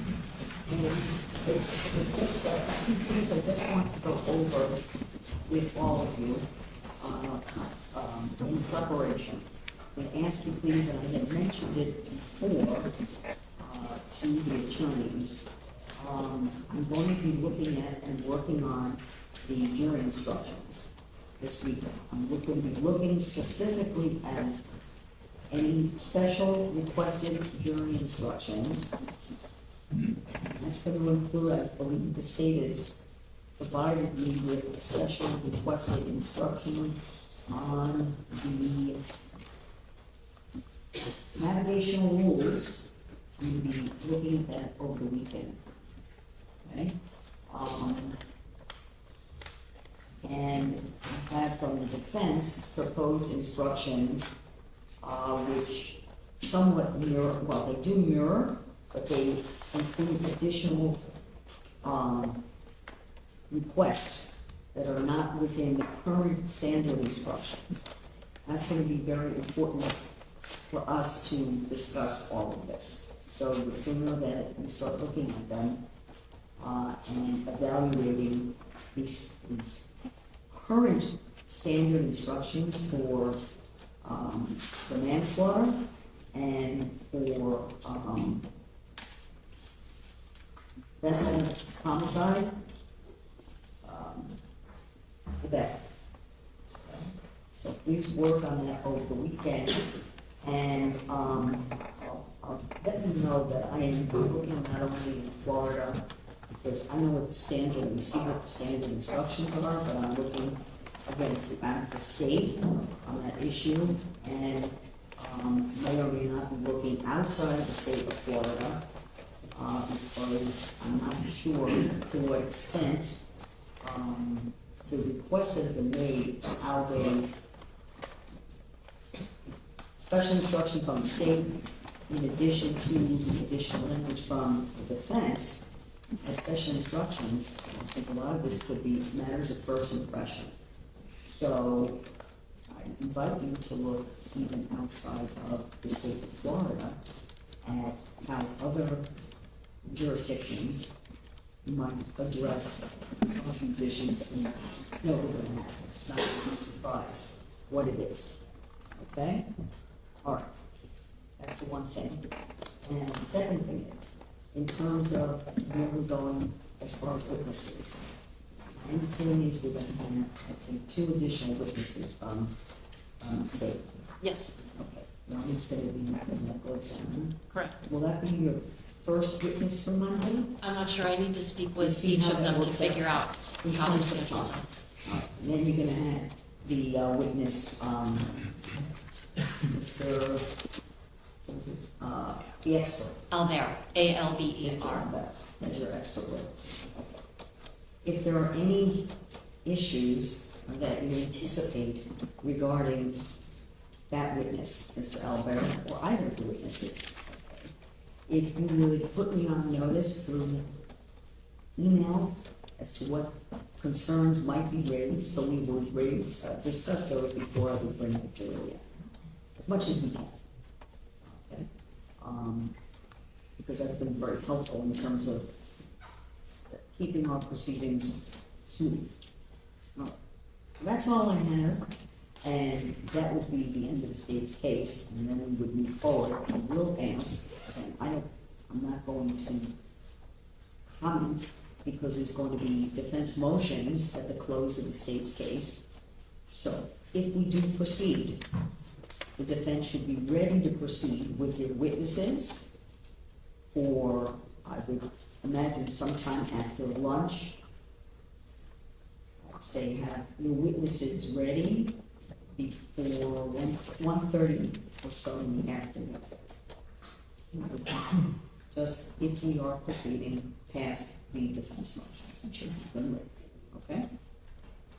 Does anyone have anything they want to talk about now? Yes, Judge.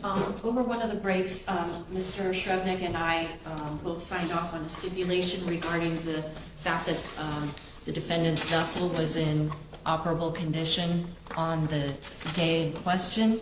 I'd like to ask if that can be marked as a court exhibit and admitted into evidence.